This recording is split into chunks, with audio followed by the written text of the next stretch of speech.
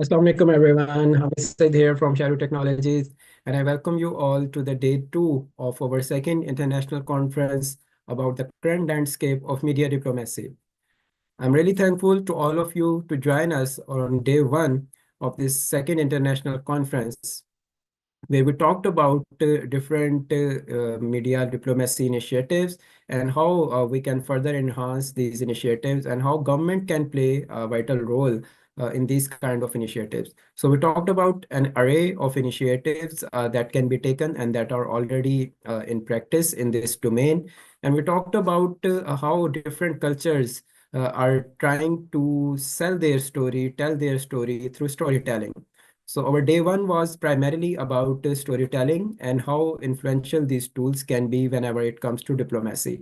So we got joined by Professor 𝐂𝐿𝐴𝐻, who talked about the current landscape of media diplomacy in Pakistan, how it evolved over the time, how it was in 1980s, then in 1990s, then in 2000s, and what is the current landscape? How does it look like these days? So that was a kind of quick recap of our day one, where we had two amazing panels. The first one was about media's role in international relations, where we had 10 esteemed panelists who joined us from academia, industry, from youth clubs, from NGOs, from media, and all other sectors. Then we had a brief presentation of Fashion EPK and Peace by initiatives of Shadow Technologies Private Limited, the platforms for cultural diplomacy, followed up by a thank you note for our partners in First International Conference. This thank you note was followed up by panel two, that was primarily about the power of storytelling in cultural diplomacy, as I just talked about. And we got joined by international speakers in this amazing panel. Then we had a concluding note. And before that, we had our chief guest, Mr. Ammar Jafri, who presented his presidential note in day one of this international conference. So now we will formally begin with the proceedings of day two with the holy name of Almighty Allah, and we will have some recitation from Holy Quran. And after that, we will again continue this recap of day one, because day one was quite productive, quite fruitful, and quite engaging. So it really requires us a lot of discussion about what happened in day one, because it is very important to do a recap whenever it comes to topics like these, because it is a research initiative. Right, so this is not merely something that we do it once and we just forget it and we move to day two. So it is a time to talk about what happened on day one. So we will talk about that later on after this formal beginning with the recitation of Holy Quran. So let's start with that.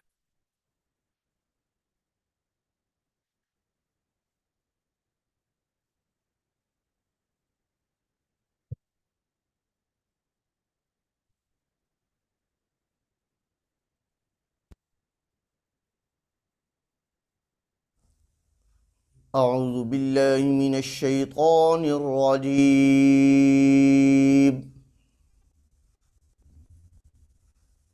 بسم الله الرحمن الرحيم.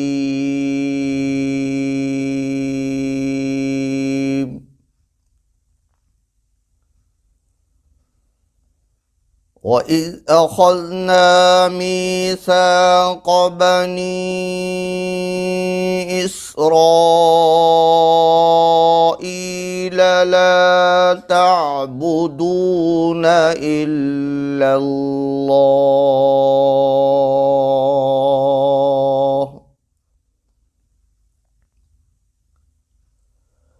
وبالوالدين إحسانا وذي القربى واليتامى والمساكين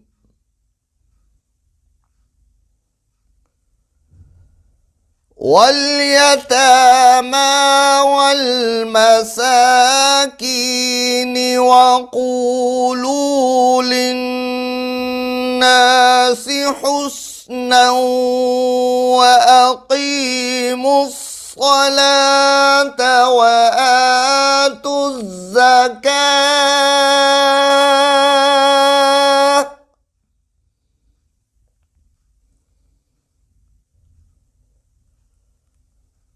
ثم توليتم إلا قليلا منكم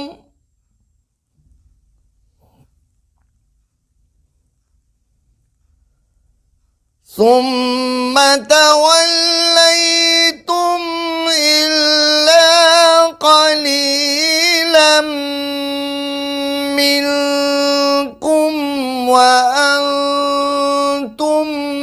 معرضون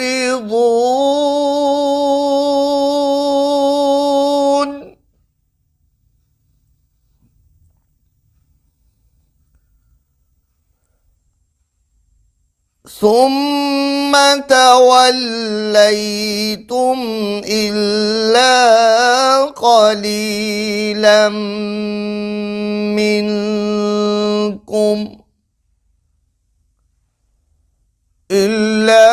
قليلا منكم وأنتم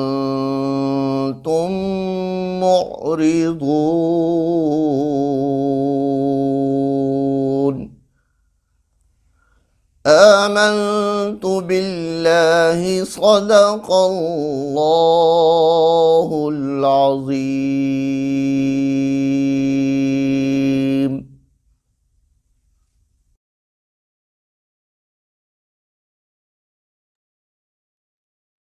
Jazakallah. So we begin our day with the recitation of Holy Quran by Qari Khalid Mahmood Sahab, who is a senior Qari Quran at Provincial Assembly of Punjab.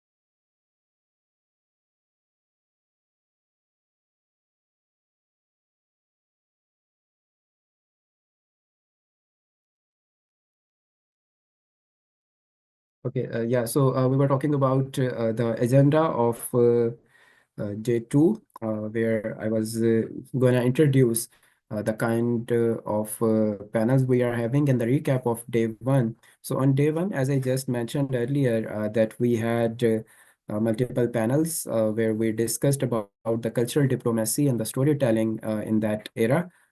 So we had different perspectives from different people. We had Dr. Hasnan Makhdoom with us, who talked about the academic side of it.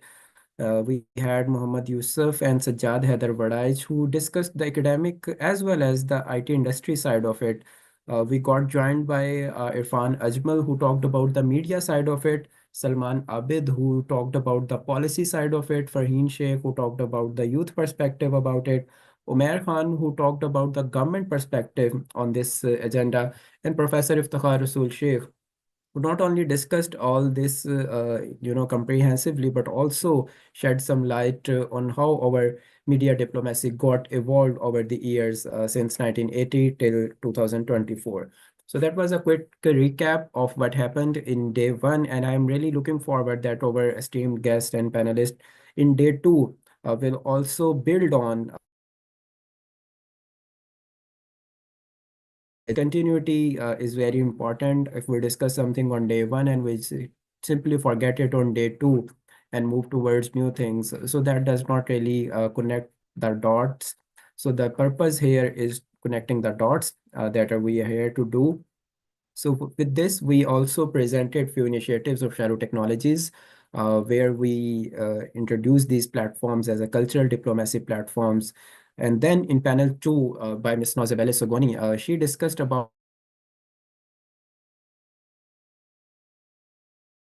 is a good advocate whenever it comes to women right and participation of women in different platforms.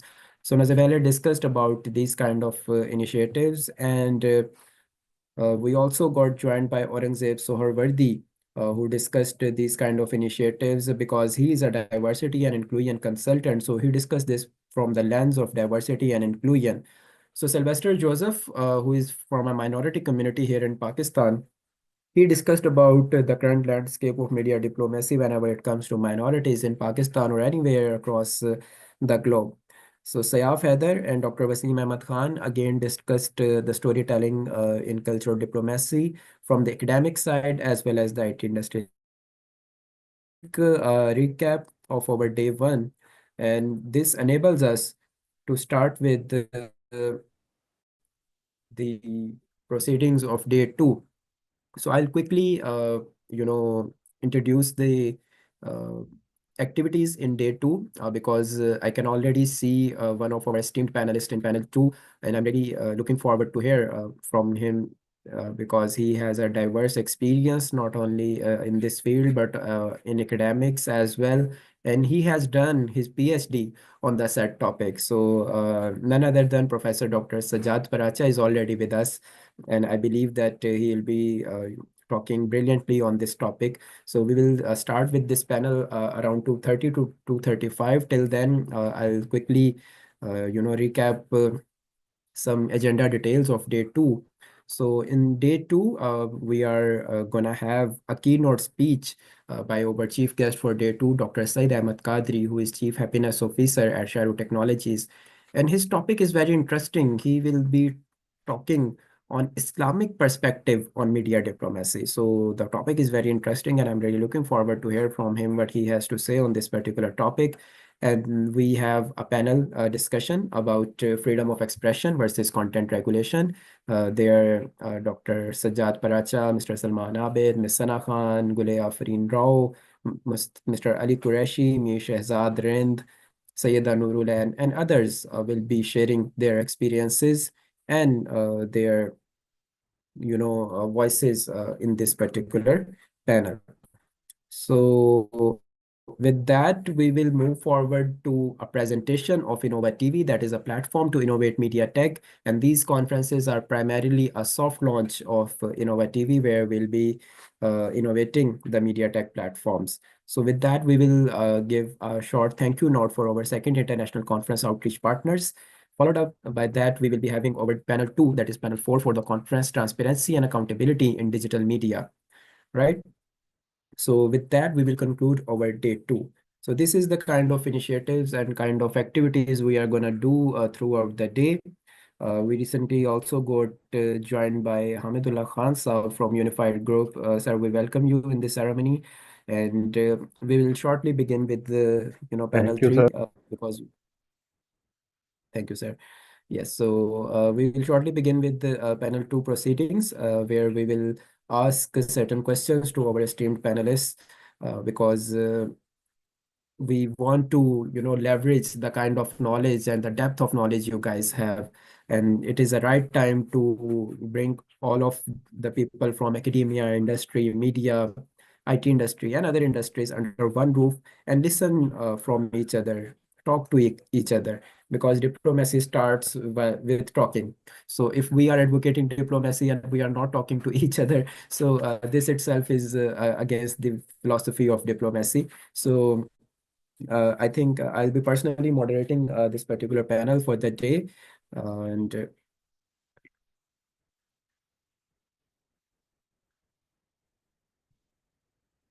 yes, okay. So we will begin this with this panel exactly on 2:35. So kindly stay with us. Until then, I'll be sharing some more information from Sharu Technologies that the kind of initiatives we are taking in this sphere. So recently, we soft launched Innova TV, a platform for media technology. So this platform is working on multiple agendas.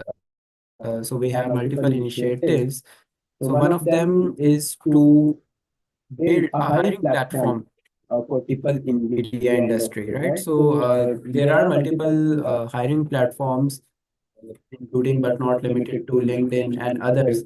But we don't have any, centralized platform for people in media industry, to be very precise. So Innova TV is gonna be the first of its kind hiring platform for the people in this particular industry. And secondly, this platform is here to serve as a marketplace for media people. So we don't have any marketplace for media people and media activities right now, but Innova TV is gonna be the first one. And I'm discussing it in front of Dr. Sajjad Baracha and Sir Hamidullah Khan because you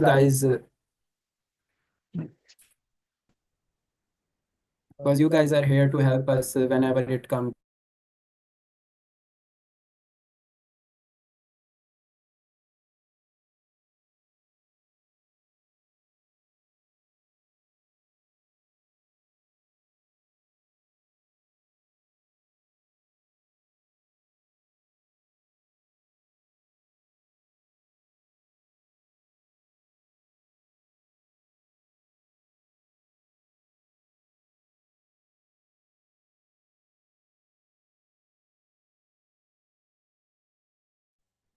Sorry, I think there was some internet glitch. Okay, so we are back. So I was talking about that these kind of initiatives. So these are taken by Sharu Technologies to optimize the performance of media people through hiring and through marketplace activities. And I'm discussing this in front of you guys because we really want to hear from you what you have to say for these kind of initiatives. Because as per our research, this is the right time and high time for these kind of activities. But we will be in touch with you guys personally, one to one, taking your feedback about these kind of initiatives, and you guys will be the flag bearer of this kind of initiatives, because this is by the media people for the media people, and we really want you people to join us in these kind of platforms. So with that, I'll also quickly, you know, share some ideas what kind of things we are going to discuss in this panel 3, so the panelists have a better idea of what we are going to do. So this is primarily about the freedom of expression versus content regulation. So as you guys know, it is kind of the chicken egg problem, that was that chicken who came first, or was that the egg who came first?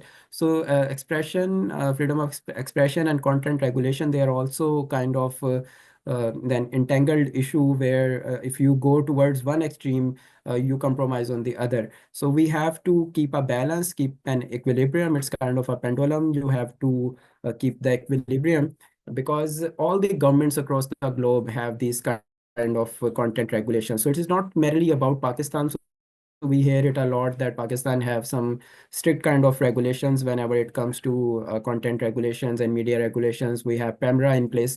But I believe that it is not only Pakistan, it is across the globe, and we will be looking forward to hear from Professor Sajjad Baracha and Hamidullah Khan Sahab what they have to say on this.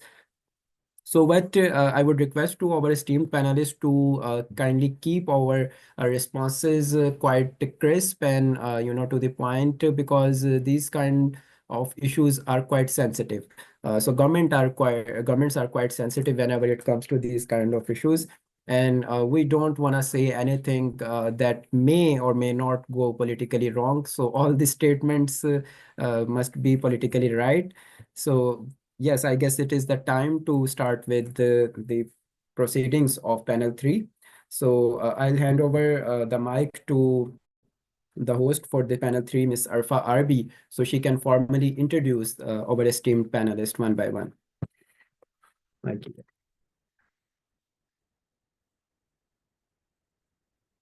Assalamu alaikum everyone. I'm your host Arfarbi, and in this panel 3 we have first panelist Hamidullah Khan, economic and political analyst, CEO Unified Group.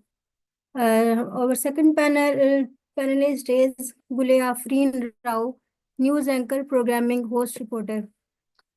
Third is Tanzila Zegam, CEO, Youth Development Community. Our fourth panelist is Ms. Sana Khan, founder and CEO, Her Health, founding president, Leaders Club. Fifth is Salman Abid Sahab, political analyst and public policy advisor, executive director of IDEA. Mr. Shoaib Barshad Sahab, CEO, founder, Copy Pencil, head of entrepreneur innovation, DIMP. Mr. Ali Qureshi, co-founder, MH Consultancy Business Consultant. Our eighth panelist, Mir Shehzad Rind, Vice President, Pehchan Pakistan News Group. Professor Sajjad Paracha, former Chairman, Department of Media Studies, the Islamic University of Bahawalpur. Sayyida Nurul Ain, Digital Head of Daily Times, Milker Champion 2022.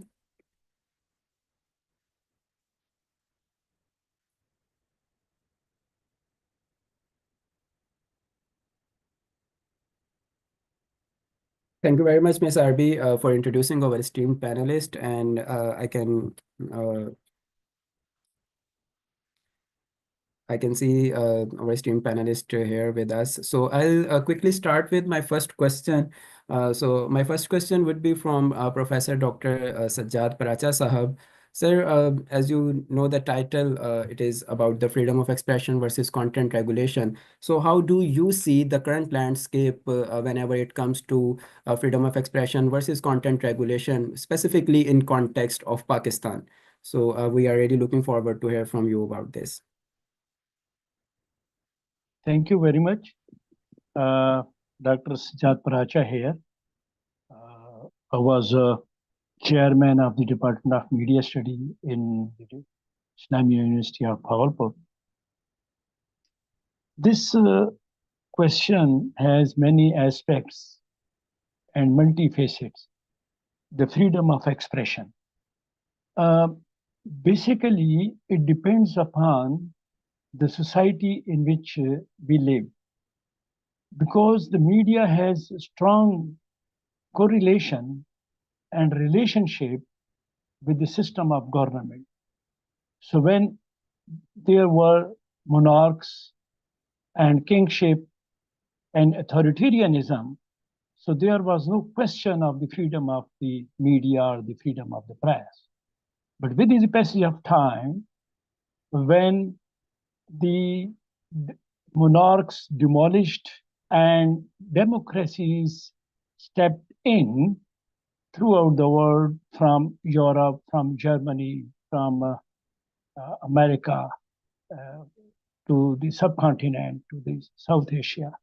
So the basic component of democracy is that there shall be freedom of expression. Because in democratic society, people are the rulers. So they have to decide only when they are well informed. So this is why we say that this media is the fourth pillar of democracy, because it has to educate the people, it has to inform the people, it has to entertain the people, it has to service the democratic system, it has to play the watchdog role as what the governments are doing, and they bring the notice of the authorities towards different problems of the public and for reformation and for the development of the country. So I think if we talk about the democracies, this is the fundamental right, and this right is enshrined in the constitutions of the different countries, even in America, even in Germany, even in Poland, even in India, even in Pakistan, in even the Universal Declaration, Article 19 of Universal Declaration of Freedom of Expression. And in the Constitution of Pakistan, in the 1973 Constitution of Pakistan, this right, the freedom of expression, has been enshrined in Article 19 of this Constitution of Pakistan. So there is no doubt that when we talk about democracy, there must be the freedom of expression. This is an established principle of the democracy, one thing. But we have seen that absolute freedom, not only in Pakistan, but elsewhere, even in America, even in UK, there were feelings that people started thinking that absolute freedom is dangerous to the society. And so the different efforts were made in US. The Q Commission was formed in America in 40s, which worked and submitted its report, which was published as Free and Responsible Media. The same similar commission was formed in Great Britain. That was Royal Commission on the Freedom of the Press. It was formed in 1947 or 48. So they have evolved different methodologies like press council, press complaint commissions, like that. So the freedom of expression is integral part of the democracy, but this is again in the interest of the society, in the interest of the state, in the interest of morality, in the interest of different things. Regulation is also required. And in Pakistan, when we see that Article 19, where it guarantees the freedom of expression, it also imposes certain restrictions in the interest of the defense of Pakistan, in the interest of the friendly relations with other countries, in the interest of the promoting morality, etc. Also, there are different clauses in the Pakistan Penal Code, such as Article 123A, Article 124A, Article 153A, Article 153B, Article 292.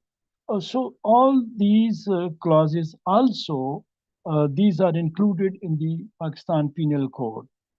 Also, there have been different laws, press laws, media laws, press and publication laws in different governments. Firstly, these were promulgated in the regime of Ayub Khan, and then different governments improved and relaxed these laws. Then after 2002, when electronic media was initiated in the private sector, so PEMRA, Pakistan Electronic Media Regulatory Authority, was established, and it has also certain do's and don'ts. And another act was promulgated in 2016, that was Prevention of Electronic Crimes. And also in 2020, the Citizens Protection Rules 2020 were promulgated. And also these were modified in removal and blocking of unlawful online content in 2021. So I think this there requires a balance between the freedom of expression and the content regulation, because freedom of expression is also integral part of democracy, but we cannot leave the freedom of expression without any restriction, because we are a pluralistic society. There are people who are well educated, who know their responsibilities, but still there are segment of societies who can be grabbed by the propaganda of the some anti-state element. So for that reason, I think there is also a need for the content regulation. But we cannot leave all the content regulation to the government, because if government strictly controls the media, then again there are voices that government is doing wrong with the media professionals. So there are different aspects that we can improve the this balance by first of all, the social media platforms or media platforms per se, they are responsible to for self-regulation. This is one thing. Secondly, that the enforcement of law, the making of law and the enforcement of law is also the responsibility of legislation and the government.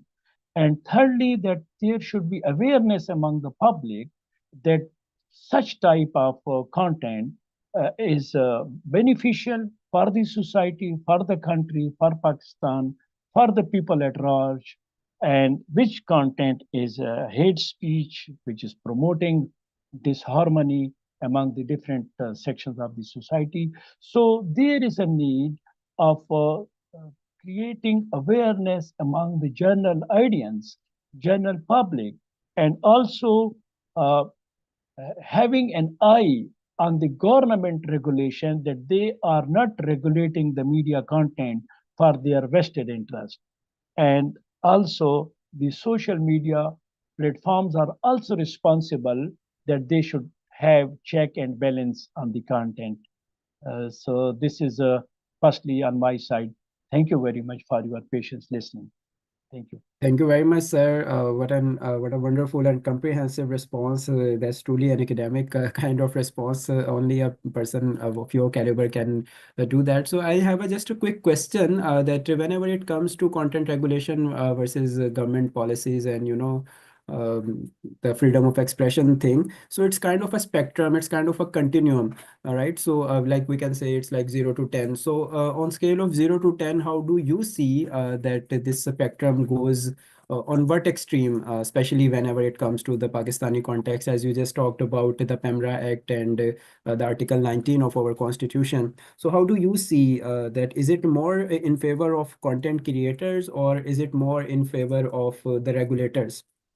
Actually, if I demarcate or mention from on the scale 1 to 10, I think it's media in Pakistan enjoys because almost at 7, because whenever the government curbs, so still in the civil society there is protest, there are people's reactions towards government, that government is restricting the social media, restricting the electronic media. And also this is the very strict control is not in favor, because if we had control over Pakistan television, so you can imagine in now the popularity of that public sector television.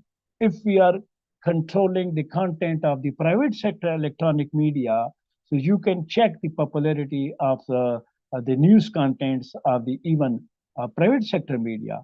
In this way, if we will start controlling the social media platform, so people will lose the interest in using the social media platforms, whereas these are must for the education of the people, training of the people, awareness of the people, for e-commerce, for exchange of views, for creating every sort of awareness. So I think in Pakistan, I still people, if they measure, so I think it is more in favor of the freedom of expression and content creators, not in favor of government and media regulators. Thank you very much, sir. Yes, I totally agree with you, and that's my perspective as well. I totally agree that Pakistani media is enjoying some rights, but meanwhile we have certain limitations whenever it comes to social media and other platforms. So yeah, absolutely right. So with that, I would also like to ask our other esteemed panelists about the kind of things we are discussing. So we recently got joined by Mohammad Shehzad Rind, who is a part of a media organization, PIMC. So, Shehzad, I would like to ask you, because you also represent youth, you represent media. So, how do you see the current spectrum of this content regulation versus freedom of expression? So, like as we were just talking on a scale of 1 to 10, how do you rate it whenever it comes to Pakistan? Shehzad, can you hear us? Okay, so Shehzad is on air at the moment. Okay, so Shehzad, it's fine. So we will move to Hamidullah Khan Saab. Sir, can you hear us? Yes, ji sir, अस्सलाम I'm hearing. वालेकुम कोई वालेकुम सलाम। Command देंगे आप कि मैं start कर दूं। जी जी सर, प्लीज़। बेसिकली मेरा आपसे सवाल ये है कि पाकिस्तान में ये जो एक फ्रीडम ऑफ एक्सप्रेशन और कंटेंट रेगुलेशन का एक स्पेक्ट्रम है, आप इसको किस तरह से देखते हैं, और आपको क्या लगता है कि ये ज़्यादा कंटेंट क्रिएटर्स की फेवर में है या रेगुलेशंस इसमें ज़्यादा इन्वॉल्व है?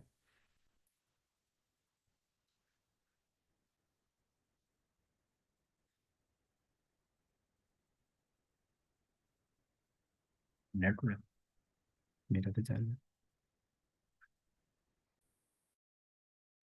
हेलो हामिद साहब, can you here us? Yes, I'm hearing you. Sir तो I think you मेरा asked this. I think Shehzad come up and I okay okay, think या you so ask him. Shahzad is on air. So मेरा सवाल Okay. आपसे है, सो अगर आप इसको Okay. काइंडली आंसर करना चाहें। या previously जो है ना इसका जो जितना भी लीगल फ्रेमवर्क है that प्रोफेसर साहब well describe it exactly. And मेरा अगर आप पर्सनल व्यू लेना तो इसमें almost in favour of government it's 10 of 10. Okay The big unfortunate and fortunate is that our most of the population, more than 60%, is youth, which is almost of 30 years plus, less than 30 years. So it's not any better for the governments and other people to trying to controlling the things, contents and people, as most of them are now educated. Previously, our population was not as educated as now. It's better for the government to bring some changes to bring more good thing for the youth instead of forcing them for some favorable. Network. I'm audible.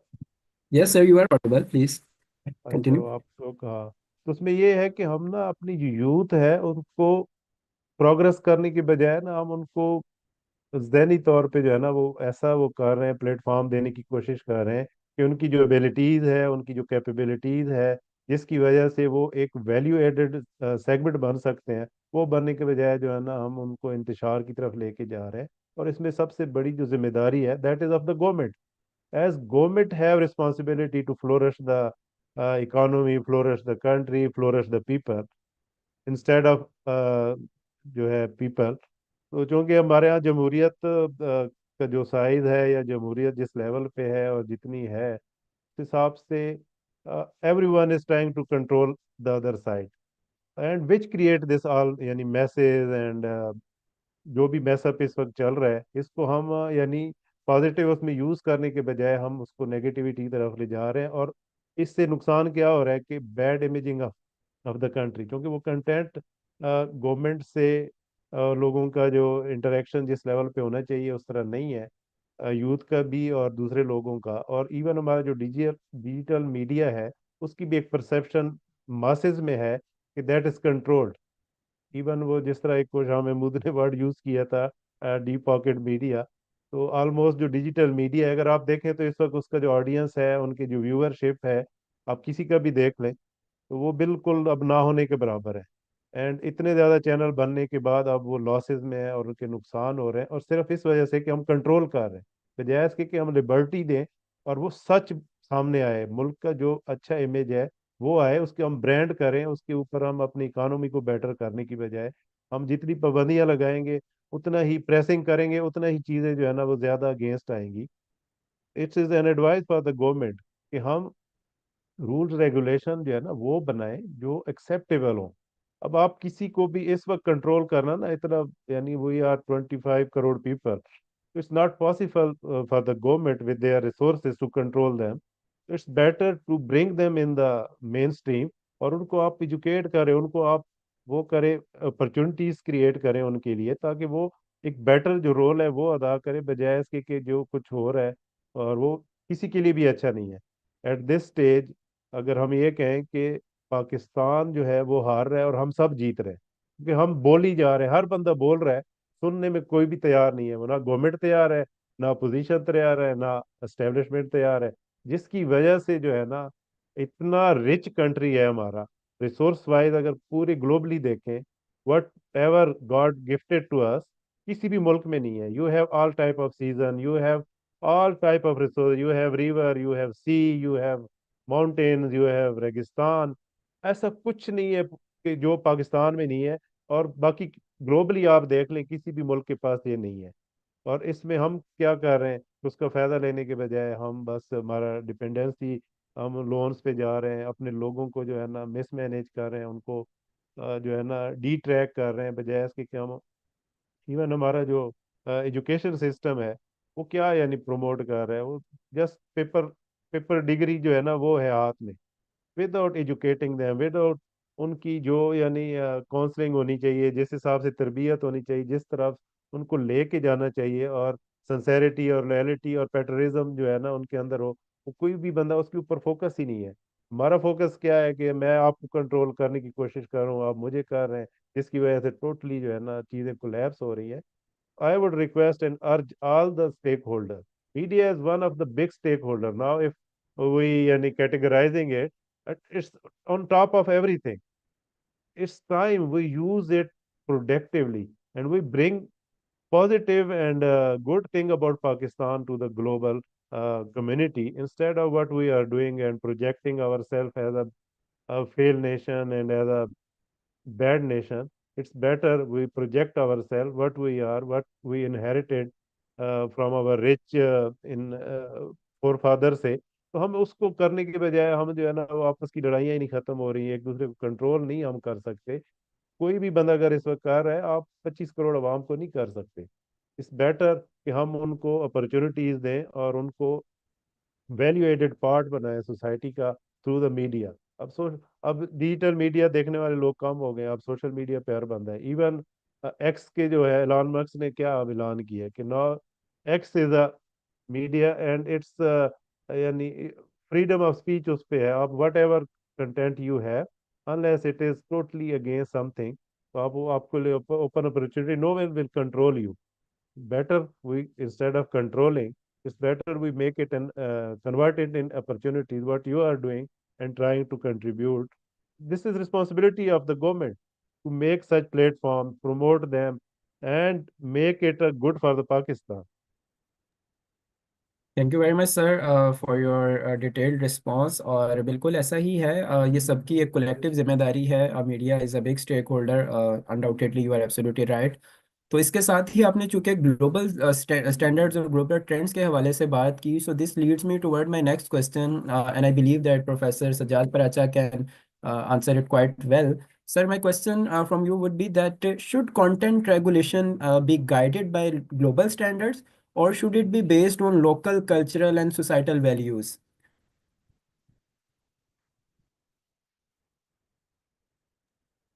There are two aspects.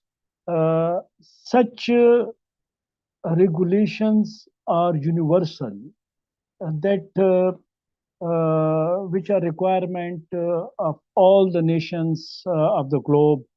Therefore, we say that Universal Declaration of Freedom of the Press, Article 19, ensures the freedom of the press, because there are certain things which are applicable to the whole world where there is democracy. This is one thing. And but keeping in view the scenario in Pakistan, the literacy ratio, the pluralistic nature of our country, the different segment of societies, different political approaches, different religious approaches, we need certain very peculiar and localized regulation, because which the problems or the issues or the situations we are facing, certain very developed nations are not facing these problems So I think there is a need of a general global regulations, and also with that, there is a need for certain challenges, need of certain regulation to cope up with the challenges faced by our country. So I think it has two stages. One, the universal code or regulations, but I will feel that instead in Pakistan, instead of further going for the regulation, there is a need of the code of ethics, so that there should be a responsibility, yani freedom should be or having operated and functioned with certain responsibility. So freedom with responsibility, this concept should be promoted. Self-regulation, the regulation by the professional organizations, by the media organization, they themselves can educate and develop certain guidelines for their media professionals, that keeping in view or peculiar situation of our country, these should be these should be do's and don'ts which are beneficial for our country. So I think it has two aspects: one globally, and secondly our local in Pakistani context. Yes. Absolutely right, sir. And yes, both of these aspects are important. And as you rightly mentioned, that the sense of responsibility must be ensured, because if that sense is there, so we don't need a lot of regulations. But if there are a lot of regulations, the sense of responsibility and the civic sense is not there, so these regulations are not going to do anything. So absolutely right. Thank you very much, sir, for your kind response. So with that, I'll move forward towards the tech side of our panel discussion. So we have with us Shoaib Arshad Sahab, who is CEO of copypencil.pk, and who is an expert whenever it comes to IT, software, and the related things. So I'll ask Shoaib Sahab about the role of online algorithms whenever it comes to content regulation. So how we can ensure these systems about how they are transparent, unbiased, and ethical, and any other thing that Shoaib Sahab want to add. Sir, please, the floor is yours. Thank you very much, Hamid. And Jazakallah, thank you for adding us to add some value to or contribute something for the society on this particular topic. And I'm privileged on being part of such a prestige panel already. So thank you everyone for chiming in. आपने question जो है ना, it's like open-ended है अभी भी. The topic is even open-ended. We do not have the other side of the things clear. और ये अभी हो भी नहीं सकता, क्योंकि ये topic even globally, not even in Pakistan but globally, it's like not one size fit for everything वाला टॉपिक है. In some manner you describe or you define a policy, and that policy fits in all of that domain. लेकिन इस case के अंदर you cannot define a single policy which can help the whole topic, which can cover the whole scenario here. Yes, AI is pretty much important for this particular task. और इस AI के साथ साथ इसके भी दो sections हैं जो हमें discuss करने पड़ेंगे. One is at the technology side, and the other is who is deploying the technology and what is the security and safety behind that technology. Who is owning it? जिस तरह अभी एक certain example दी है about Elon Musk. So yeah, it's very important that who is controlling that technology and who is behind them. तो सबसे पहले हम AI के हवाले से बात करेंगे. So which is like the buzzword these days, और ज़रूरी भी है. हमारे लोकली भी बात की जाए, ग्लोबली भी बात की जाए, तो एआई मॉडरेशन जो है ना, वो फ्यू मल्टीपल एस्पेक्ट्स के ऊपर डिपेंड करती है, जिससे हम ये कवर कर सकते हैं चीज़ें. One is the machine learning piece. So machine learning AI is works like कि जो भी data sets available हैं, any topic, anything जिसके data sets, पिछले trends हमारे पास available हैं, so we add that to the AI and keep it enable कि यार वो data sets जो है ना वो हमारे पास मौजूद हैं, और इस data sets की base पे next क्या trends बन सकते हैं उसके ऊपर नजर रखी जाए. So that we call machine learning. The other thing is NLP, which is like the natural language processing AI जो होता है उसमें, because we are from that part of the continent जो कि उर्दू speaking है, हमारा content different है. then we are Muslims, हमारा content, हमारे rules, हमारे norms वो different है. So AI should be smart enough to understand the meaning and context of our text-based content. हम किस सेंस में कोई भी कंटेंट लिख रहे हैं, उसका कॉन्टेक्स्ट क्या है, उसको अंडरस्टैंड करने के लिए नेचुरल लैंग्वेज प्रोसेसिंग एआई को होना जरूरी है. And third thing is about the computer vision AI, जिसको हम बोलते हैं कि जिसमें इमेजेस आ जाते हैं, वीडियोस आ जाती हैं, इनअप्रोप्रिएट pornography और मटेरियल आ जाता है, वो कंप्यूटर विजन एआई के ऊपर होता है, that actually picks the images and videos of the content. I am sorry. और नेक्स्ट इसके अंदर हमारे पास एआई में मजीद ऑप्शंस हैं, like sentiment analysis, which is a very hot topic these days, कि जो भी कंटेंट लिखा जा रहा है उसके सेंटिमेंट्स को जज किया जाए कि वो पॉजिटिव वे में लिखा जा रहा है या नेगेटिव वे में लिखा जा रहा है. सो उसके लिए सेंटिमेंट एनालिसिस के एआई टूल्स अवेलेबल हैं. टॉपिक मॉडलिंग हम कर सकते हैं, like we can certainly pick up some of the main topics which is hot line, कि ये रेड लाइन के ऊपर टॉपिक्स हमेशा डिस्कस होते हैं, let's keep an I on those topics first.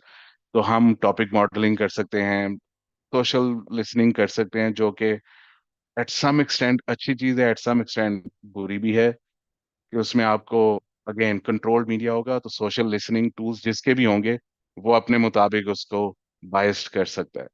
तो एनी हाउ, बट ये वो चीजें जो एआई के अंदर, जो एआई विजन्स अवेलेबल हैं, मॉडलिंग अवेलेबल है, जिसके थ्रू हम मॉडरेशंस कर सकते हैं. The other part of it, जो मैंने आपको पहले ही बताया, जिसपे पराचा साहब ने भी और सब ने ऑलरेडी बताया भी है, कि bias and fairness, privacy concerns क्या हैं, उसकी अकाउंटेबिलिटी और ट्रांसपेरेंसी क्या हो सकती है, ये चीजें बहुत इंपॉर्टेंट है. वी नो कि तीन इंपॉर्टेंट स्टेक होल्डर्स हैं इसके अंदर, जो कंट्रोल करने के अंदर है. Obviously public is the end user, is the consumer, but जो स्टेक होल्डर्स पीछे हैं, one is the government, the other one is the authorities, जिसके अंदर आपकी लीगल अथॉरिटीज भी हो सकती हैं, और ये लोकल भी हो सकती हैं, या ग्लोबली भी हो सकती हैं. And the third is technology, the tech sector, जो कि सपोर्ट करेगा एआई को और मॉडर्न टेक्नोलॉजीज को इस कंटेंट को कंट्रोल करने के लिए. अब इसके अंदर गवर्नमेंट का रोल हमें समझ आता है ऑलरेडी. इसके अंदर हमें एआई का रोल हमने अभी डिस्कस किया, 5-6 मॉडल्स हमने डिस्कस किए जो कि चलाए जा सकते हैं इसके ऊपर, और चल भी रहे हैं globally. Now the third piece is एक unbiased, fair, third party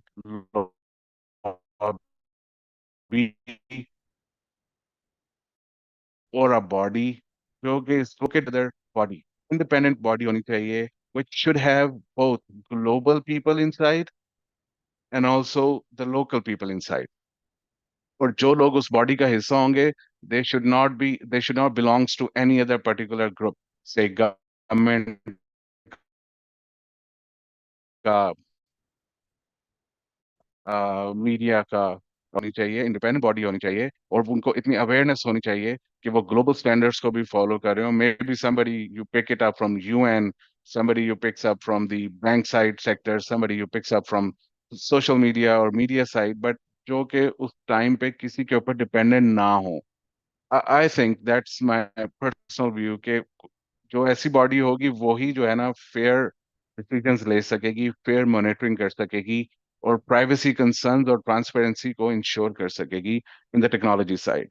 and then they can push the tech people, they can push the technology vendors जो कि एआई मॉडल्स को डिप्लॉय कर रहे हैं, कि जो फेयरनेस है, जो अकाउंटेबिलिटी है उनके टूल्स की, और वो जो डाटा स्निफ कर रहे हैं, क्या वो सिक्योर है, सेफ है, और वो ऑन राइट बेसिस पे कर रहे हैं. दी अदर थिंग इज, जिस रूल्स के ऊपर वो चला रहे हैं उस टूल्स को, और डाटा स्निफ करके किसी के खिलाफ अगर एक्शन लिया जा रहा है, क्या वो रूल्स विजिलेंटली अवेलेबल हैं फॉर द पब्लिक, ताकि पब्लिक को अवेयर हो गया, यार यहाँ पे ये चीजें पड़ी हुई हैं, हमने गो थ्रू किया, yes we were wrong on that part, we are right on this part. ये ग्रे में नहीं होनी चाहिए ये पॉलिसीज. तो ये ट्रांसपेरेंसी एंड अकाउंटेबिलिटी के अंदर ये आता है कि ये पॉलिसीज पे जो एआई टूल्स भी डिप्लॉय कर रहे हैं, वो भी पब्लिकली अवेलेबल होनी चाहिए, कि किस बेसिस पे इसको किसी के खिलाफ एक्शन लिया गया है, तो वो क्या था, वो रूल्स पहले से लोगों को मालूम हो गए, अवेलेबल है. एंड देन ऑब्वियसली इसी के थ्रू हम डाइवर्सिफाई सोल्यूशन एक बना सकते हैं, जिसमें अकाउंटेबिलिटी भी हो, जिसमें टेक्नोलॉजी भी हो. So I think this is how we can proceed further with it.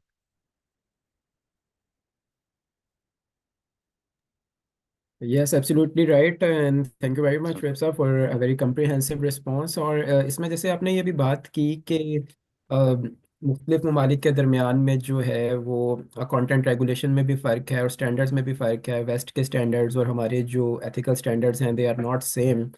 तो इस हवाले से हमारे जो एआई मॉडल्स हैं और हमारे जो और भी अदरवाइज, मतलब एआई तो ठीक है, एक बज़वर्ड बन गया, अदर एल्गोरिदम्स भी जहाँ काफ़ी हद तक ह्यूमन इन्वॉल्वमेंट भी है।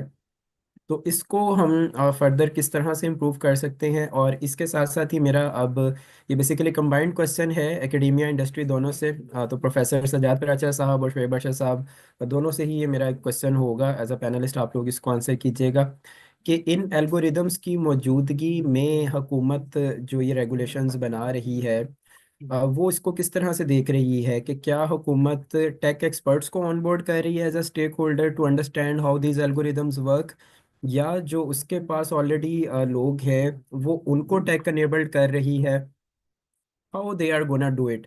या तो वो टेक्नोक्रेट्स को ऑन बोर्ड लाएं, या वो ब्यूरोक्रेट्स को थोड़ा सा टेक्निकल स्किल सिखाएं, या वो कुछ और करें। तो इस हवाले से I would like to ask professor Sajjad Paracha साहब फर्स्ट कि how we can do it as a policy maker, and then I would like to take the note from Shoaib Arshad साहब।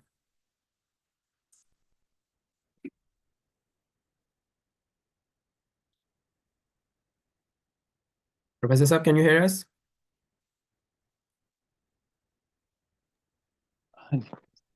I'm audible? Yes, sir, you are audible. Yeah. In the current scenario, I think the response to you need to consider that the government should be wholly responsible to control all these things will be unjustified, because it will be again to create a new department or a division under the Ministry of Information or under the Ministry of IT. It will be again a burden on the taxpayers' money. So I think the people at grassroots level should be educated, and they should be given awareness as how to handle the contents. And secondly, this should be the responsibility of the media organizations to educate their personnels, and such the do's and don'ts and code of ethics should be formulated by different digital media, social media platforms. I think government should promulgate the rules and laws and have the experts to oversee that what is happening in the media world, what is good for the society and what is not. And but I think only relying on the government will be unjustified, because it has no beyond the boundaries and beyond the limits of the government, sometimes we should say. So it should be, I think the people should be educated, the students should be educated, the youth should be educated at how to use the media for their personal promotion, for the promotion of their academics, for the promotion of their professionalism, for the promotion of the economy of the country. So I think it should be shared by all the stakeholders of the society, including the government. We should not rely and see towards the government for the purpose. Thank you very much, sir, for your kind response. And yes, absolutely, all the stakeholders need to, gather for this kind of action. So this is a right time to talk about these kind of things. So I'll also ask Shoaib Ashar Saab the same question, that how do you see that should we educate our bureaucrats about the technical things, or we should have more technocrats in the government? So, Hamid, unfortunately, currently we are following the reverse engineering piece at the moment. Yes, to add to the extent जो sir ने अभी बात की है, I cannot just suppose my opinion on that, but yes, that's the, you can say, the truly holy case जो उन्होंने बताया कि लोग ही इतने educate हो जाएं, खासतौर पे youth, इतनी controlled हो जाए that they should know how to deal with social media and what to post and what not. And I wish and pray कि हम ये produce कर सकें. Uh, Unfortunately, जो scenario चल रहा है, it's not like leaning towards that front. ये reverse side पे ही जा रहा है. और उसके लिए फिर जो मॉडल्स चल रहे हैं वो भी रिवर्स इंजीनियरिंग में ही चल रहे हैं. जो भी लॉबी या बॉडी या गवर्नमेंट भी है, उसमें उसमें वो अपने डिसीजंस को इम्पोज करवाते हैं through the technology side. So they are not taking feedback, they are not taking opinions from the tech guys.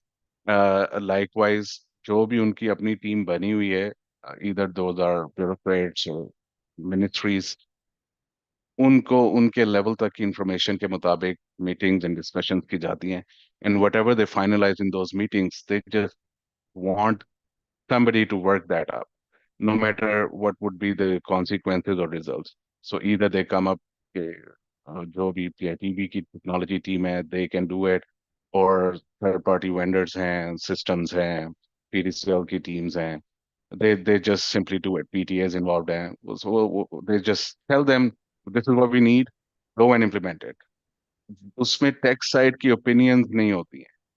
So again, either way it will help. या तो ब्यूरोक्रेट्स टेक्नोक्रेट्स की तरफ जाएं, या फिर जो टेक्नोलॉजी साइड है वो लर्न करे ब्यूरोक्रेसी साइड्स, जो कि मुझे दोनों तरफ से होती हुई इमीडिएट नजर नहीं आ रही. मे बी लॉन्गर रन में कुछ हो सके, because AI is not like that simple thing that we can hold, and likewise bureaucracy is not that thing that everyone can hold. So that's where we were hoping कि immediate effects के लिए maybe a centralized body who knows a bit of everything for both sides. But yeah, जो कि independent हो, not dependent on government, not dependent on any other body, not bureaucracy, but independent, experienced people who worked with those bodies before and who knows the norms of and the culture that we are following. और वो body फिर communicate and coordinate करे in helping in taking the decisions. At both fronts, technology side as well as policy side with the government. So yeah, again, one way or the other, यही option जो अभी तक viable मुझे नजर आती है. Thank you very much, Web Sahab. And yes, this is the kind of environment that we all are looking for, कि जहाँ लोगों को खुद से idea हो कि क्या right है और क्या wrong है. But this leads me to another question. So yeah, so the team Charu has started calling me Question Factory because I ask a lot of questions. Even the panel moderator is someone else. So my next question is to again to Dr. Sajjad Paracha Sahab sir. So we are seeing the current scenario. Okay, that's perfectly fine that we are aiming for a utopian society where everyone is doing the right things. But that's not the scenario right now. You know it very well. So we are seeing another kind of journalism, that is the digital media journalism. So for the typical TV programs and the radio journalism, we have some safety laws for journalists in place. They get a shield somehow. But whenever it comes to the digital journalists, they don't get any kind of shelter, even if they say anything that goes against the conventional kind of sayings. So they get caught by the law of country, and they get very severe kind of punishments and all that. So is there any institute or organization that is here to help these unconventional journalists? Are they somehow safe, or they are really in danger? Actually, this question or this phenomena is deep rooted in the history. Even in UK, it took a lot of time for the journalist and the media man to sit in the parliament. It took almost 2 centuries. It was a fight for 2 centuries that they were allowed to sit in the parliament of the Great Britain. So this is a continuous process that government restricts the media, uh, different take government takes different actions against the journalists, against the media professionals. But there were and there have been people, and there are people that who find their ways to say what they want to say. Their purpose is to educate the people, to convey according to their consciousness. So if they are not safe, so definitely they are the heroes of the society, I think. But we should not let them government. We should not let the government to do whatever she likes with such people. There should be professional bodies, there should be civil society, there should be organizational structures. But if government is terrorizing or punishing or harassing the media professionals, who else is there to protect that person? These are the public in general. These are the social media platforms. They are the mainstream media platforms. These are the civil society which we will protect these voices of dissent with the government, because this pluralism and diversification is the charm of democracy. We should not silence even one voice which is against the ruling elite. I think no one has the right, if it is for the interest of the society, in the interest of the policy, I should be given every right to disagree with the policies of the government, because that is in the interest of the society, interest of the country. That is not my vested interest. So we should check that someone is saying at his own, not on the no, someone is controlling that voice. No, there should be openness, but we should be aware of the fact. But if someone is saying against the established norms, and he or she has vested interest, that point of view or that version will not be acceptable to the society for a longer time. That might have a grain of truth, but that if it is not based on reality, that will not gain the currency among the people. So I think if government takes some punitive action against the digital media professionals, so it is the media organizations, it is general public, civil society, or other professional organizations who can raise the voice in favor of such people. Thank you. Very much, sir. And this also links with the kind of the role of civil society. So I would like to ask Hamidullah Khan Saab that what kind of initiatives I believe that civil society can take, and how civil society can make it better for the people in media industry about the freedom of expression.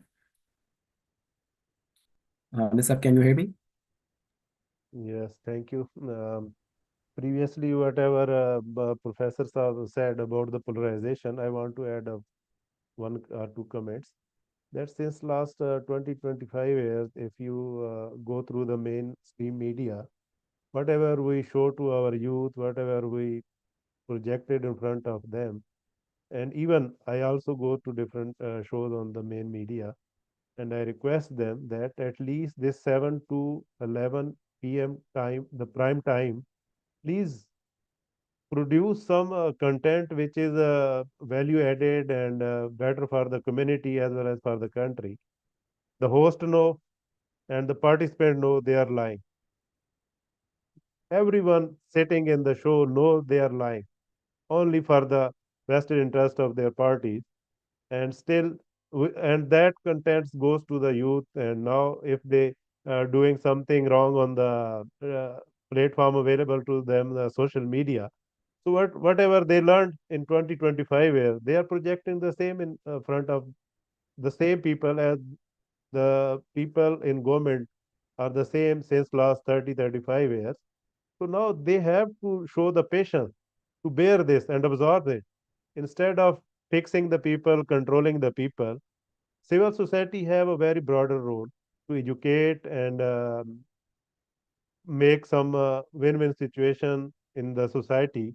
But unfortunately, since 2, 3 years, things are changed drastically, and we are only controlling things. We are controlling civil society, we are controlling media, we are controlling everyone, and don't want to change ourselves. And issue is in the people who are trying to control others. So civil society role cannot be as it should be. So if you see since last 2 3 years, no one is coming to protest or do something uh, against this controlled environment from the civil society, even from the uh, legal fraternity or other professional, even from the mainstream media. If someone spoke, he next day he would not be available. You see, he is be missing person. So such thing create an environment where people are just saving their respect, their family, and this and that, instead of focusing for the growth of the company, growth of the country, and growth of the people. So everyone is avoiding to save his skin, to save his family, instead of someone come and he and his a family be missing person. So this should not be, and it is damaging the country very badly from economic point of view, from social point of view, and from global point of view. If you see, people are losing their trust on the government, on the establishment. Unfortunately, our bureaucracy is managed with the rules and regulation British inherited to us.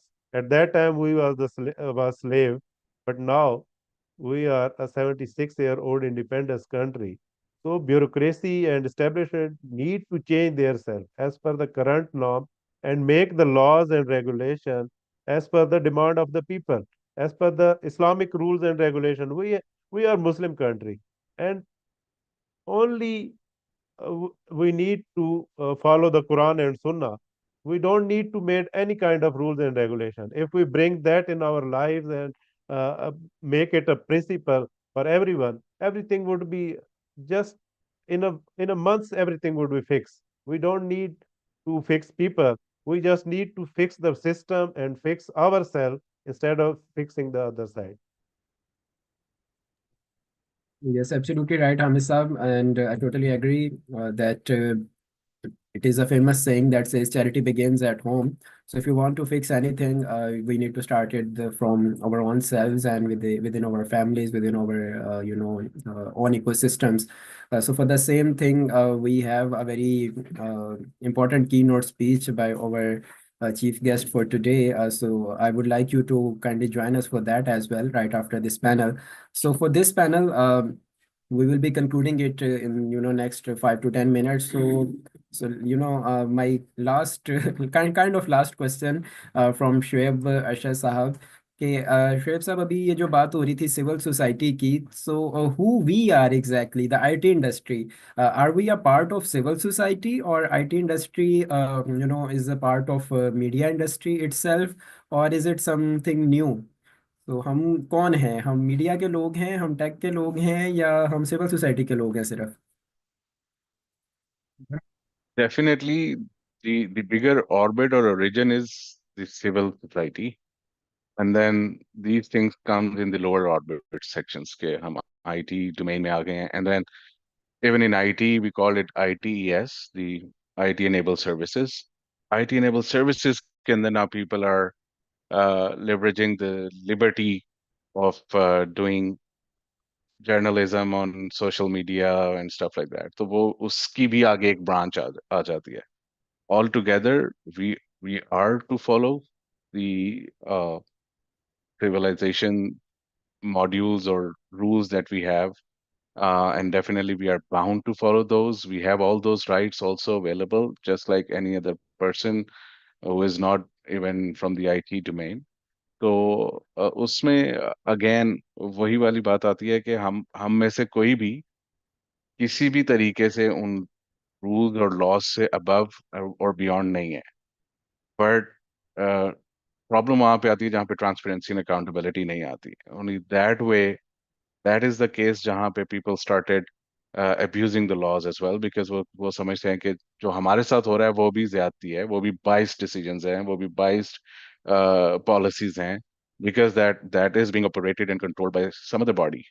So again, that comes back to the same, or we talk about scare one, कि हम दोबारा से उसी चीज को discuss करें कि the centralized body or any independent lobby and yes, both the points جو ابھی شہزاد صاحب نے بھی بتایا, سجاد صاحب نے بھی بتایا, حامد صاحب نے بھی ڈسکس کیا کہ پرفیکٹ اوریجن وہی ہے جس کو ہم فالو کر رہے ہیں. That's are Islam. پرفیکٹ دین, complete origin, complete rules policies وہی ہیں جو وہاں سے ہمیں آئے ہیں. اور ہماری کوشش بھی یہی ہونی چاہیے کہ ہم اپنے گھر سے سٹارٹ کریں, اپنے آپ سے سٹارٹ کریں اور اس کو اسی چیز کے اوپر لے کے رکھیں. بٹ ابھی ہم جس اسٹیج پہ کھڑے ہیں, it's like -20. It's not on zero to start from the scratch. It's in -20. -20 کو زیرو تک لانے کے لیے وہ جو ڈیمیج پیس ہو چکا ہے اس کو کنٹرول کرنے کے لیے ہم یہ ڈسکشن کر رہے ہیں کہ ادھر ون وے از کہ جو اویلیبل ڈیٹا سیٹس ہیں ہم اس میں گورنمنٹ انفلوئنس کتنا ہے, اس میں سینٹرلائز باڈی کو لا سکتے ہیں, ٹرانسپیرنسی لا سکتے ہیں, ٹیکنالوجی کو کس طرح لا سکتے ہیں تاکہ اس کو ایٹ لیسٹ ڈیمیج کو زیرو تک لایا جائے, اور وہاں زیرو سے پھر ایجوکیشن سائڈ پہ لوگوں کو ان لرن اور ری لرن والی ٹیکنالوجی تھیوری پہ لے کے جایا جائے کہ جو پہلے سے یہ چل رہی ہیں ٹرینڈز ان کو ڈراپ کر کے ان کی دوبارہ سے ایک قسم کی آپ کہہ لیں کہ نرچرنگ کی جائے, how to use the social media. اور فار دیٹ ریزن وہ ٹرانسپیرنسی آف دا رولس بھی ہونے اویلیبل ہیں. یہاں پہ آپ کسی کو بھی کسی بھی طرح سے کیپچر کر سکتے ہیں. If I have grudge on you, I can certainly point out anything from the rules and regulations, اور اس بیس کے اوپر میں آپ سے وہ گرج نکال سکتا ہوں. تو وہ ٹرانسپیرنسی ہی نہیں ہے کہ اگر ٹیکنالوجی سائڈ پہ بھی اے آئی رولس آپ نے ڈپلوائے کرنے ہیں یا سینٹرلائز کسی باڈی نے بھی وہ اے آئی رولس یا رولس ڈیفائن کر دیے ہیں میڈیا کے, تو وہ رولس ہیں کیا, وہ اویلیبل کہاں کہاں پہ ہیں. ہمیں وہ ٹاپ نوچ ہائی لیول ایک دو آرٹیکل صرف بتائے جاتے ہیں, لیکن اس میں گرے ایریاز کتنے ہیں جو کہ لے مین لینگویج کے اندر ڈسکرائب ہی نہیں ہے. عام بچہ یا ٹین ایجر اس کو پڑھنا بھی نہیں جانتا کہ یہ پڑھنا کیا ہے, یہ کیا لکھا ہوا ہے آرٹیکلس میں. تو اس کے لیے بہت ہی کلیئر آپ کی ٹرانسپیرنسی رولز ریگولیشنز ڈیفائن ہو, حتیٰ کہ جو اے آئی بھی جس بیسس پہ کام کر رہا ہے اور جس بیس کے اوپر وہ کیپچر کیا جا رہا ہے اس کا کنٹینٹ, وہ بھی بہت کلیئرلی اس کو مینشن کیا جائے کہ یہ چیزیں ہیں اور اس کے اوپر کیا جا رہا ہے. اینڈ آبویسلی پھر اسی رن کے اندر ہم اس کو ریورس انجینئرنگ کے تھرو ہی ابھی چلا سکتے ہیں. But again it should not be coming from any particular group اور body. Just to add to Hamid Saab and Paracha Saab decision, it is not totally dependent on government. This is not his task. تو ہمیں خود سے سب کو input دینا پڑے گی, but یا centralized body is very important جو کہ انڈیپینڈنٹ ہو. جی thank you very much Shoaib sahab. اور بالکل ایسا ہی ہے, it's a collective effort, we all need to synergize and we all need to come together for this cause. کیونکہ یہ صرف کوئی ایسی بات نہیں ہے کہ کر لیں گے تو اچھا ہو جائے گا, نہیں کریں گے تو نہیں ہوگا. یہ ایک طرح سے ہماری آنے والی نسلوں کا, بلکہ موجودہ نسل کے بھی فیوچر کا سوال ہے کہ the kind of content they are gonna consume. کیونکہ پہلے یہ چیزیں اتنی زیادہ نہیں تھیں, ایک ٹی وی چینل آتا تھا, سارے اسی کو کنزیوم کرتے تھے, اور اس پہ اوبیسلی چونکہ وہ اسٹیٹ آن تھا تو بڑی کوالٹی کی چیزیں آتی تھیں. لیکن اب چونکہ بہتات ہے چینلز کی, بہتات ہے نیوز پیپرز کی, بلاگس کی اور ہر اس طرح کی چیز کی, so we need to be really careful whenever it comes to these kind of policies. تو اس کے ساتھ ہی اب ہم اپنے اس پینل کے کنکلوژن کی طرف چلیں گے.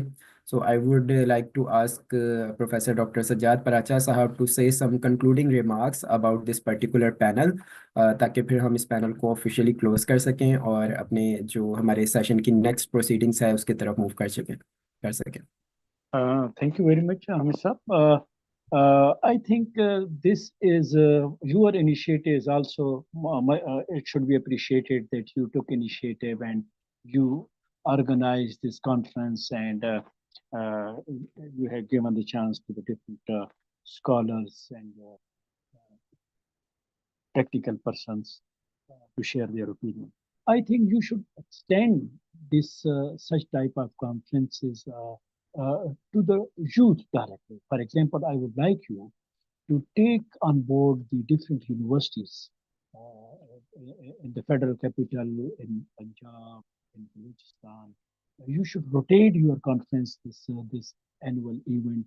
You should take on board the students of the media department, students of the IT departments, in Punjab University, in the private universities of Lahore, in Sindh, in Balochistan, in KPK, so that your message and coherence should be created among the people, and they should be literated as how to use responsibly the social media. Because if someone from the government side comes to interact with the students, so I think he or she will receive a negative or from top to bottom approach. So at horizontal level, there is a need to interact with the youth in universities, to the students of media study departments of the country, and IT students in different universities. So I think this is a today's discussion was, I think, a startup, and it was for brainstorming, think further, and for loud thinking. So, but my suggestion would be that we should expand the horizon of this conference, and we should reach out to the university students, of IT departments, of media departments, so that your mission.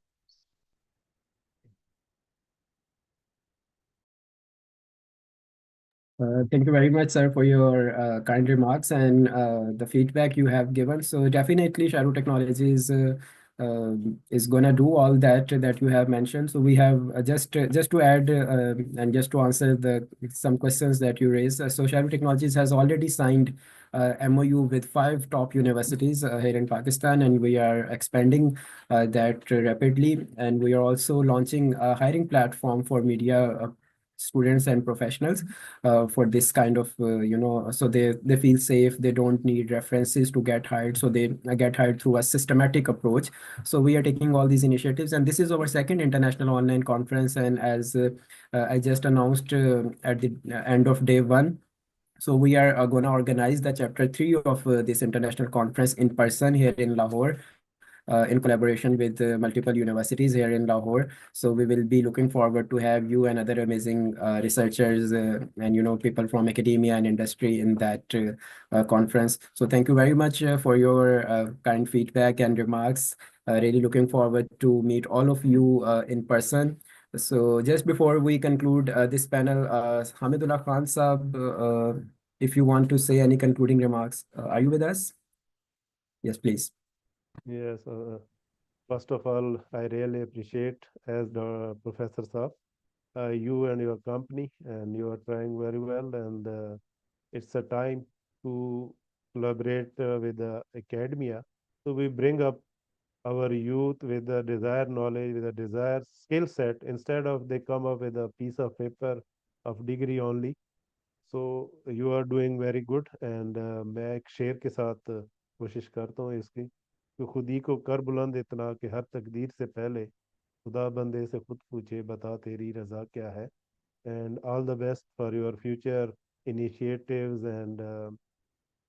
and hope that we start real change in the country, and Pakistan go to the level जिसका ख्वाब जो है ना देखे गया था और जिसके लिए बना हुआ है.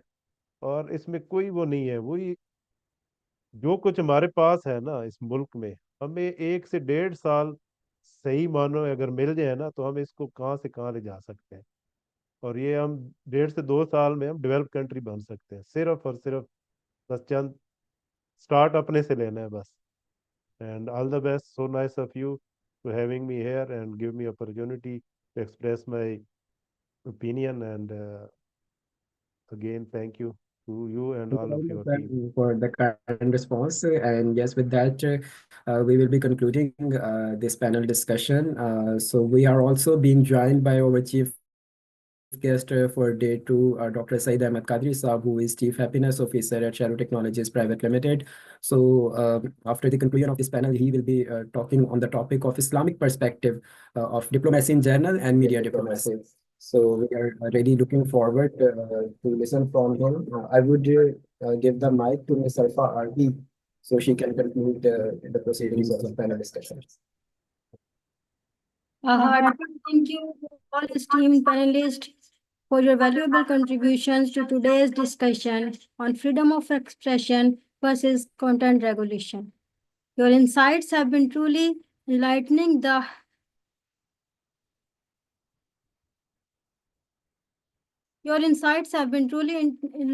and have sparked thought-provoking conversations on this critical issue. We appreciate your time and expertise in making this session both informative and engaging.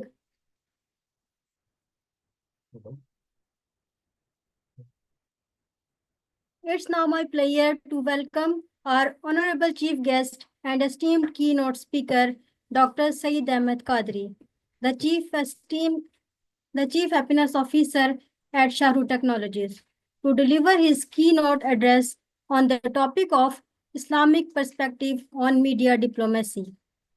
Dr. Qadri's deep understanding of both media and Islamic principles will provide us with valuable insights into how media can be utilized as a tool for diplomacy from an Islamic perspective, focusing on ethical communication, fostering peace, and building international relations. Sir, the microphone is yours.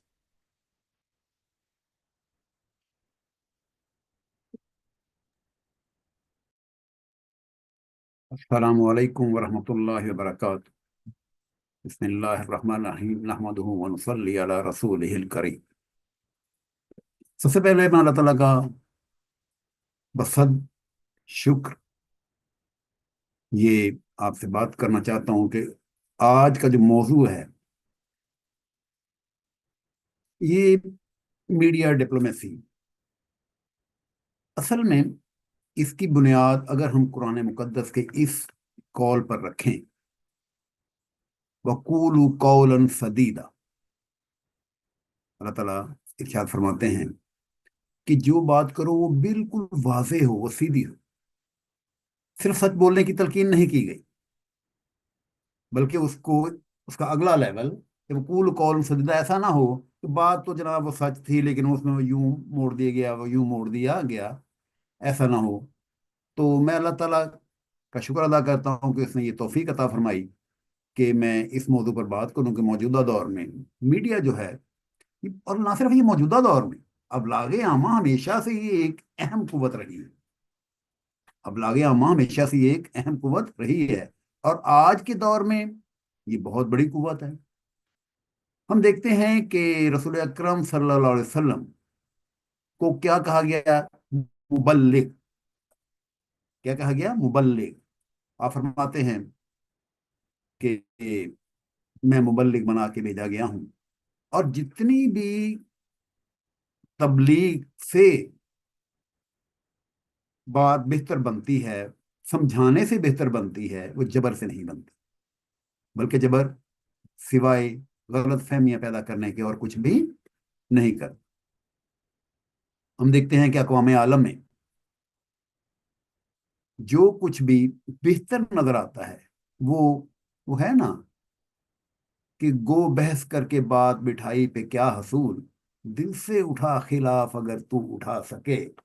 تو یہ تبلیغ ہی ہے، یہ بات کو سمجھانے کی حکمت عملی ہی ہے جو کہ کسی بات کو بہتر انداز میں سمجھا سکتی ہے. اسلام میں ایک بات کو حکمت عملی سے، عدل سے، انصاف سے آگے پہنچانے پر زور دیا گیا. نہ صرف یہ کہ احادیث مبارکہ میں بلکہ قرآن مقدس میں بڑے واضح الفاظ میں کہا گیا کہ اقرا فی الدین، لا اکراہ فی الدین. اسلام جو ہے نا یہ مسلط کرنے کا نام نہیں، اسلام جبر کا نام نہیں ہے، بلکہ اسلام کیا کہتا ہے؟ اسلام کہتا ہے کہ کوئی بھی چیز جو ہے اسے دل و دماغ میں بٹھایا جائے. اسلام میں کوئی جبر نہیں. گمراہی واضح ہو چکی ہے سورۃ البقرہ میں، آیت نمبر 256 میں یہ واضح طور پر حکم دیا گیا. اور یہ اصول ہمیں سکھاتا ہے کہ اگر ہم کوئی بات بہتر انداز میں آگے پہنچانا چاہتے ہیں تو اس کے لیے پہلا اصول وقول قولا سدیدا. اور جھوٹ کو تو سرے سے ہی منع کر دیا گیا نا. قرآن مقدس کہتا ہے کہ لعنت اللہ علی الکاذبین، کہ جھوٹوں پر تو اللہ رب العزت جو ہے وہ اپنی رحمت سے دوری کی بات کر رہا ہے. لعنت کیا ہے؟ رحمت سے دوری. تو اگر ہم قرآنی اصولوں کے مطابق بات کریں تو ایک بات کو صحیح، صاف ستھرے اور واضح انداز میں اگر ہم آگے پہنچاتے ہیں تو یہی اسلام کی تعلیم ہے، اور یہی انسانیت ہے، یہی انسانیت ہے۔ اللہ رب العزت اپنے نبی محترم جناب محمد رسول اللہ صلی اللہ علیہ وسلم کو بھی کیا حکم دیتے ہیں کہ اپنے رب کے راستے کی طرف حکمت اور عمدہ نصیحت کے ساتھ بلاؤ، اور ان سے اچھے طریقے سے گفتگو کرو۔ کہیں لفظ بحث بھی استعمال ہوتا ہے، اور یہی بات سورۃ النحل میں آیت نمبر 125 میں بیان کی گئی کہ اگر عدل اور انصاف قائم نہیں رہتا تو بات اچھائی کی طرف جا ہی نہیں سکتی۔ اگر عدل انصاف قائم نہیں رہتا تو اس کے لیے بڑی واضح سی ہدایت قرآن مقدس میں کہ یا ایھا الذین آمنوا کونوا قوامون بالقسط شہد اللہ ولو علی انفسکم وبالوالدین والاقربین، کیا کہ اے ایمان والو انصاف کے ساتھ مضبوطی سے کھڑے ہو جاؤ۔ ایسا نہیں کہ ڈگمگاتے رہو کہ جی ادھر جاؤ ادھر جاؤ، نہیں، مضبوطی کے ساتھ کھڑے ہو جاؤ، اور گواہی کو چھپاؤ نہیں، اللہ کے لیے گواہی دو، اللہ کے لیے گواہی دو، چاہے وہ خود تمہارے اپنے خلاف ہو، والدین کے خلاف ہو، یا کسی بھی قریبی عزیز کے خلاف ہو۔ اب اگر سورۃ النساء کی اس آیت جو کہ آیت نمبر 135 ہے ہم عمل کرتے ہیں تو ہم دیکھتے ہیں کہ ابلاغ کا جو صحیح حق ہے وہ ادا ہو سکتا ہے، اور اگر ہم اس پر عمل نہیں کرتے تو معاشرہ جو ہے وہ بجائے درست سمت کے غلط سمت کی طرف چلا جائے گا۔ اب بات رہی وہی تبلیغ کی، تو اس کی حکمت کیا ہے؟ اس کی حکمت سختی نہیں ہے۔ اللہ رب العزت خود اپنے رسول اکرم صلی اللہ علیہ وسلم رسول سے فرماتے ہیں کہ اگر تم سخت مزاج اور سخت دل ہوتے تو تمہارے گرد و بیش یہ جو لوگ ہیں یہ قائم نہیں رہتے، چھٹ جاتے، ان سے درگزر کرو، ان کے لیے مغفرت کی دعا کرو۔ سورۃ آل عمران میں کی بات 159 نمبر آیت میں کہی گئی۔ اسی ایک شاعر نے کچھ اور انداز میں کہا، وہی محبت کہ محبت جو ہے یہ ایک وہ کہتے ہیں نا ہجوم کیوں ہے زیادہ شراب خانے میں، فقط یہ بات کہ پیر مگاں ہے مرد خلی، تو خلق جتنا زیادہ ہوگا آپ اتنے ہی زیادہ اپنی بات کو بہتر انداز میں آگے پہنچا سکیں گے، اور اگر آپ سختی برائے سختی ہی پہ رہیں گے تو بات آگے نہیں بڑھے گی۔ اور وہی بات کہ بوقت جنگ اگر کوئی دشمن صلح کی جانب مائل ہو جائے تو ایسا نہیں کہ جی کل تو اس نے جنگ کی تھی ہم سے، رزم حق و باطل میں تو آپ کو فولاد ہونا ہے، لیکن ہلکا یارہ میں بریشم کی طرح نرم بھی ہونا ہے، جیسے کہ سورۃ انفال میں ہے آیت نمبر 61 میں کہ اگر دشمن آپ کی طرف صلح کی طرف مائل ہوں تو آپ بھی صلح کی طرف مائل ہو جاؤ۔ اور یہ گمان، یہ شک، یہ شبہ اللہ رب العزت فرما رہے ہیں کہ نکال دو دل سے، کیوں کل پھر کریں گے، نہیں وہ صلح کی طرف آ رہے ہیں تو انہیں موقع دو، انہیں موقع دو۔ اور اگر ایسا آپ کرتے ہیں تو ہم دیکھتے ہیں کہ اگر اس طرح کے مواقع فراہم نہ کیے جائیں تو ما سوائے دنیا جنگ و جدل کے اور کچھ رہ ہی نہیں جائے گی۔ تو یہ جنگ و جدل کو اگر ہم ختم کرنا چاہتے ہیں اور معاشرے کو ایک واقعی معاشرہ بنانا چاہتے ہیں، لوگوں کے دل جیتنا چاہتے ہیں، تو وہی کہ محبت فاتح عالم، محبت فاتح عالم رسول اکرم صلی اللہ علیہ وسلم کا فرمان مقدس کیا ہی شاندار۔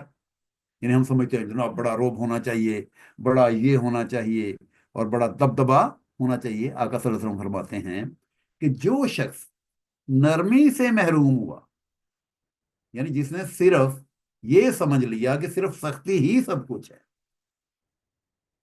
تو وہ تمام بھلائیوں سے محروم ہو گیا۔ اور آپ کا یہ فرمان مقدس صحیح مسلم شریف میں بھی موجود ہے احترام باہمی کے بغیر کوئی معاشرہ، کوئی قوم، کوئی گھر تک قائم نہیں رہ سکتا۔ احترام باہمی بہت ضروری ہے۔ آقا صلی اللہ علیہ وسلم نے یہی بات صحیح بخاری میں بھی، جس کی روایت ملتی ہے، فرمایا کہ مسلمان وہ ہے جس کے ہاتھ سے دوسرے مسلمان محفوظ رہے۔ اب محفوظ رہنے سے مراد یہ نہیں ہے کہ وہ صرف انہیں قتل نہیں کر رہا، ایسا ہرگز نہیں ہے۔ وہ ان کی ہر اس چیز کا تحفظ کر رہا ہے، نہ صرف اس کے ہاتھ سے محفوظ ہے بلکہ تحفظ بھی کر رہا ہے، جو کہ دوسرے مان کو عزیز ہے، اس کے عزت کی، اس کی آبرو کی، اس کی مال کی، اس کی جائیداد کی۔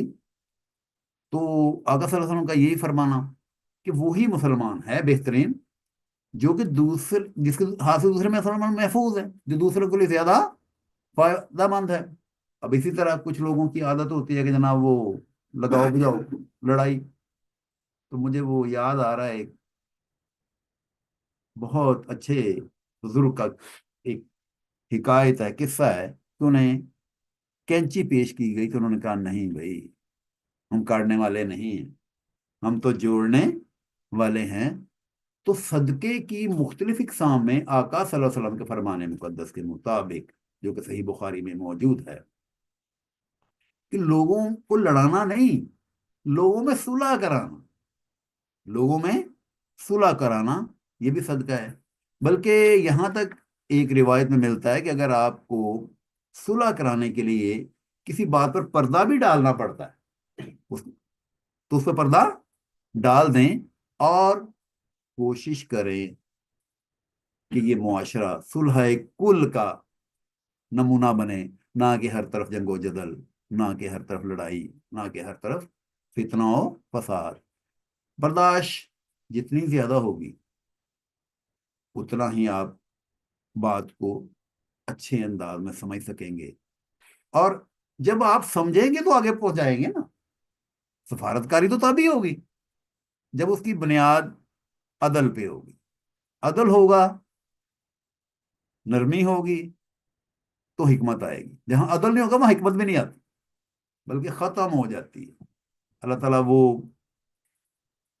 توفیق ہی سلب کر لیتے ہیں جو حکمت دانائی پر مبنی ہوتی ہے۔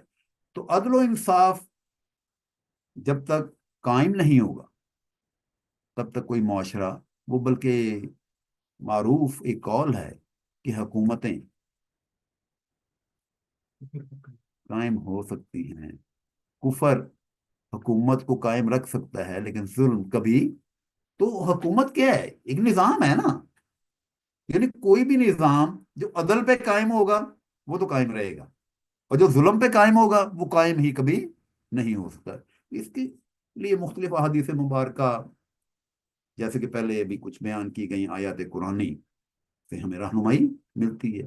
اب اسی سفارتی حکمت عملی کی مختلف مثالوں میں سے ایک مثال ہجرت حبشہ بھی ہے، کہ ہم دیکھتے ہیں کہ آقا صلی اللہ علیہ وسلم نے جب اعلان نبوت فرمایا تو پہلے جو چند سال تھے وہ انتہائی مشکل ترین سال تھے، کیونکہ صحابہ کی تعداد نہ ہونے کے برابر تھی۔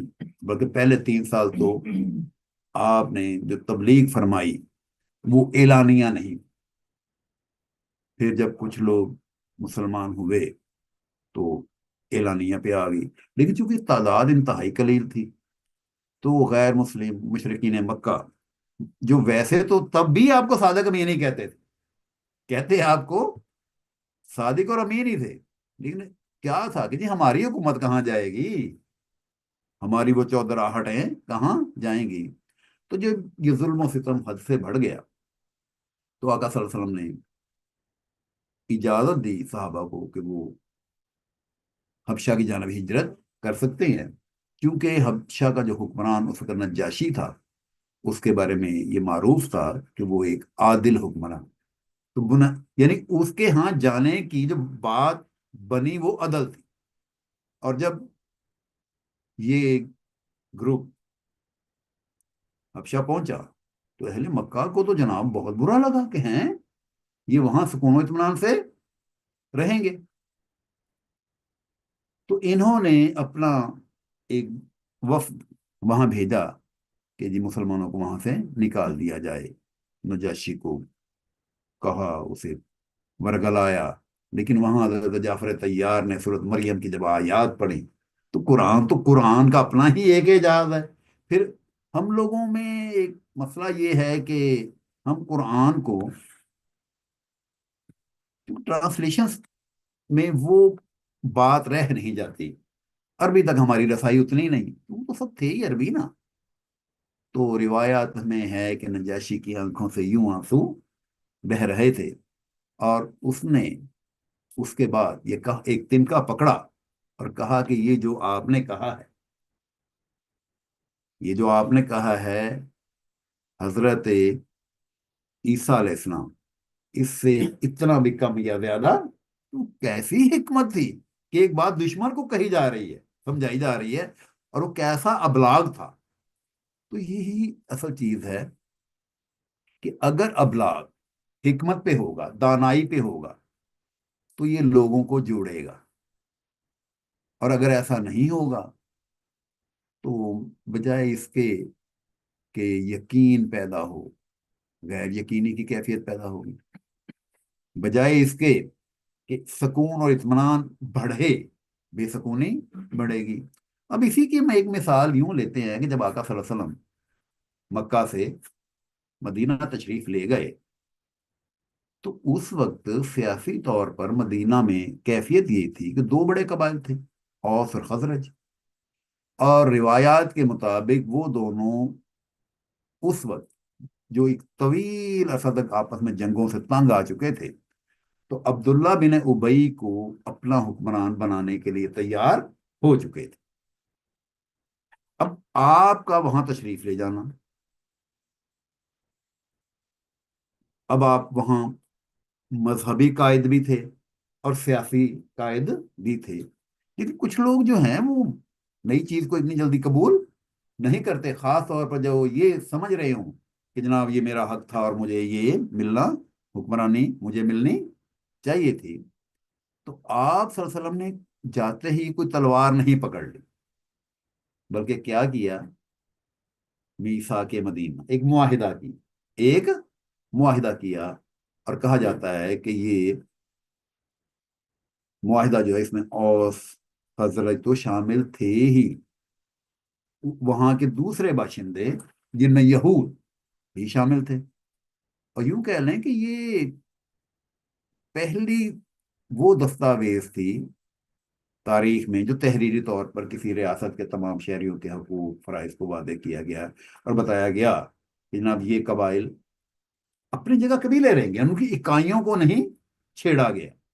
کہ اگر یہود ہیں تو اس پر یہ جبر نہیں کیا گیا کہ جی آپ اسلام قبول کریں، یعنی انہیں ریاست کے میں ایک بڑے گروہ کے طور پر تسلیم کیا گیا. لیکن کیا کہا گیا کہ آپ اس امبریلا کے نیچے ان اصولوں پہ آئیں گے. تو وہی میثاق مدینہ تھا جس کی بنا پر ہم دیکھتے ہیں کہ اللہ رب العزت کے کرم سے اوس و خزرج میں وہ جو دشمنیاں سال ہا سال سے چل رہی تھیں وہ ختم ہو گئیں، اور وہ دونوں بھائی بھائی قبیلوں کی طرح بن گئے. تو یہ معاہدہ بھی ہمیں وہی صبر، حکمت، بلکہ یوں کہہ لیں گے نا لانگ ٹرم منصوبہ بندی. بظاہر تو چھوٹا سا معاہدہ تھا، لیکن اس نے وہ اثرات چھوڑے. اور بنیاد کیا تھی؟ جو صرف کی بنیاد تھی بھلائی، اس کی بنیاد تھی تمام شہریوں کا تحفظ، تمام شہریوں کے حقوق کا خیال. تو جب یہ سب کچھ ہوگا تو لا محالہ اچھائی ہی ابھرے گی. جب آپ اچھائی بو رہے ہیں تو اچھائی ہی ابھرے گی نا. اب اسی کی ایک اعلیٰ ترین مثال ہمیں فتح مکہ میں ملتی، اعلیٰ ترین مثال فتح مکہ میں ملتی ہے کہ وہ لوگ جنہیں مکہ سے ظلماً جبراً نکال دیا گیا تھا، مہاجرین وہی تھے، اور فتح مکہ میں فوج کی قیادت بھی وہی لوگ کر رہے تھے. ہونا تو یہ چاہیے تھا. جو کہ بظاہر وہ جاتے ہی جناب وہی ظلم و ستم کے پہاڑ توڑتے اور قتل و غارت کرتے. لیکن میں قربان جاؤں آقا صلی اللہ علیہ وسلم پہ، کیا فرمایا؟ لا تثریب علیکم اليوم، کہ آج تم پر کوئی مواخذہ نہیں ہے، تم پر کوئی زیادتی نہیں ہوگی. بلکہ یہ وہ الفاظ تھے جو کہ یوسف علیہ السلام نے فرمائے تھے اپنے بھائیوں سے. تو وہاں بھی وہی فرمایا کہ جناب لا تثریب علیکم اليوم، آپ کے ساتھ کوئی مواخذہ نہیں. لیکن ہم ایک اور پہلو سے اس کو دیکھتے ہیں کہ اسلام آج کم و بیش 57 ممالک موجود ہیں جو اسلامی ممالک کہلاتے ہیں، اور یہ وہی بنیاد تھی جو کہ مکہ سے اٹھی، اور پھر وہ خلافت راشدہ اور پھر بنو عباس اور امیہ اور چلتے چلتے. لیکن اگر یہ رحم جو آقا صلی اللہ علیہ وسلم کی طرف سے ہوا، یہ کرم جو وہاں ہوا، وہ تو رحمت اللہ عالمین ہی تھی، نہ ہوتا قتل و غارت کی جاتی تو کیا اسلام پھیلتا آگے؟ ہرگز نہیں پھیلتا. وہی لوگ جو کہ اسلام کے بدترین دشمن تھے، انہوں نے اسلامی عدل، اسلامی انصاف دیکھا تو پھر یہ بات پھیلی. وہ نبی جن کے رحم اور کرم کا یہ عالم ہے کہ اپنے جانی دشمنوں کو کہہ رہے ہیں کہ لا تثریب علیکم یوم، آپ سے کوئی مواخذہ ہی نہیں ہے. اس کے بعد ہم آتے ہیں دور صدیقی آیا، تو وہی جو ہے آقا صلی اللہ علیہ وسلم کا فرمان مبارک کہ میرا دور بہترین دور ہے، اس کے بعد میرے خلفاء کا دور ہے. اس میں ختم نبوت کے حوالے سے جو کام ہوا وہی آج ہمارے لیے ایک مثال ہے. تو عدل فاروقی، اس کی مثال تو آج بھی غیر مسلم قوموں میں، مجھے یاد ہے کہ گاندھی سے پوچھا گیا کہ جناب ہمارا نظام اور کیا ہوگا، تو انہوں نے کبھی بات یہ ہے کہ وہ کرسچن وغیرہ وغیرہ وہ تو بس تخیلاتی، ہاں اگر کوئی رول ماڈل ہے تو وہ عمر فاروق ہے. تو عدل فاروقی کو آج بھی غیر مسلم قومیں بھی اسی طرح مانتی ہیں. تو اگر ہم وہی قول و قول سدیدہ حکمت عملی کے اصولوں کو اپنائیں، انتہا پسندی کو چھوڑیں، تو ہی غلط فہمیوں کو دور کیا جا سکتا. اور یہ ضرورت نہ صرف کل تھی بلکہ مسلم ریاستیں، جیسے کہ میں نے بھی عرض کیا کہ 57 کے قریب ہیں، ان کے درمیان جو اختلافات ہیں ان میں سے بہت سے اختلافات وہ ہیں جو کہ غلط رپورٹنگ، غلط انفارمیشن کی بنیاد پر اگر مسلم ریاستوں کے درمیان آج بھی ابلاغ عامہ کو درست سمت میں رکھا جائے، میڈیا ڈپلومیسی کو درست طور پہ اپنایا جائے، تو میں یہ سمجھتا ہوں کہ اتنی ضرورت شاید کل نہیں تھی جتنی آج. آج ہم دیکھتے ہیں کہ جناب غزہ میں کچھ ہو رہا ہے، شام میں کچھ ہو رہا ہے، اور اس کی بنیاد وہی کہ انصاف پر مبنی بات نہیں ہے. اسلام تو اتحاد اور انصاف پر مبنی بات کرتا ہے، اور تاریخ اس بات کی گواہ ہے کہ وہ قومیں جو سیاسی عروج حاصل کرتی ہیں وہی علمی عروج بھی حاصل کرتی ہیں. تو جب مسلمانوں میں ابلاغ عامہ پر صحیح فوکس کیا گیا تھا تو انہیں مسلمان متحد تھے، اور جب مسلمان متحد تھے تو کہیں ابن سینا پیدا ہوتے ہیں، کہیں فارابی پیدا ہوتے ہیں، کہیں ابن رشد پیدا ہوتے ہیں، کہ جن کے نام آج بھی پورے ادب و احترام سے یورپ کی یونیورسٹیوں میں بھی لیے جاتے ہیں. اقبال اپنے تئیں کلندر لاہوری کہتے ہیں کہ ایک ہوں مسلم حرم کی پاسبانی کے لیے، نیل کے ساحل سے لے کر تا بہا کے کاشغر. بلکہ وہ اسی بات کو ایک اور شعر میں بڑے اچھے انداز میں بیان کرتے ہیں کہ بتانے رنگ و خون کو، بتانے رنگ و خون کو توڑ کر ملت میں گم ہو جا. تو ملت اسلامیہ ہی تو بنیاد ہے. اگر ملت نہیں تو پھر تو کچھ نہیں. کہتے نا بتانے رنگ و خوں کو توڑ کر ملت میں گم ہو جا، نہ تو رانی رہے باقی، نہ ایرانی نہ افغانی. بلکہ ایک جگہ اور فرماتے ہیں کہ فرد قائم ربط ملت سے ہے تنہا کچھ نہیں. کہ اگر ایک ملک یہ کہتا ہے کہ میں ہی سب کچھ ہوں، تو لامحالہ وہ ملت اسلامیہ کی ترقی کی وہ کوشش نہیں کر پائے گا جو اسے کرنی چاہیے. اور جو فرد، جو علاقہ، جو قوم ملت اسلامیہ میں ہی گم ہو جائے گی تو پھر کیا ہوگا کہ فرد قائم ربط ملت سے ہے تنہا کچھ نہیں. موج ہے دریا میں اور بیرون دریا کچھ نہیں. جب تک عثمانیہ سلطنت قائم تھی، ایک اتحاد تھا، تو کیا کسی غیر مسلم ملک میں یہ خیال بھی پیدا ہو سکتا تھا کوئی کہ جناب وہ یوں قبضہ کر لے؟ آج کیا ہو رہا ہے؟ ایک چھوٹا سا اسرائیل شام اپنی لڑائی لڑ رہا ہے، پتہ نہیں کیا کر رہا ہے اور کیا نہیں کر رہا. اور غزہ میں جو ہو رہا ہے، لبنان میں ہو رہا ہے، یعنی ہر علاقہ ایک انفرادیت کو لیے ہوئے ہے، اجتماعیت سے کنارہ کش ہے. اور جب تک اجتماعیت سے کنارہ کش ہے تو بات بننے کی ہرگز نہیں ہے. وہی ہے نا کہ اگر ملت میں گم ہونے کی بات ہے، کہ وہ اقبال ہی کی ایک بات کہ منفعت ایک ہے اس قوم کے نقصان بھی ایک ہی سب کا نبی، دین بھی ایمان بھی ایک، حرم پاک بھی، اللہ بھی، قرآن بھی ایک. کچھ بڑی بات ہوتے جو مسلمان بھی ایک. فرقہ بندی ہے کہیں اور کہیں ذاتیں ہیں، یا زمانے میں پنپنے کی یہی باتیں ہیں. تو یہ ساری باتیں اگر ابلاغ عامہ کے ذریعے عوام الناس تک پہنچائی جائیں اور انہیں یہ شعور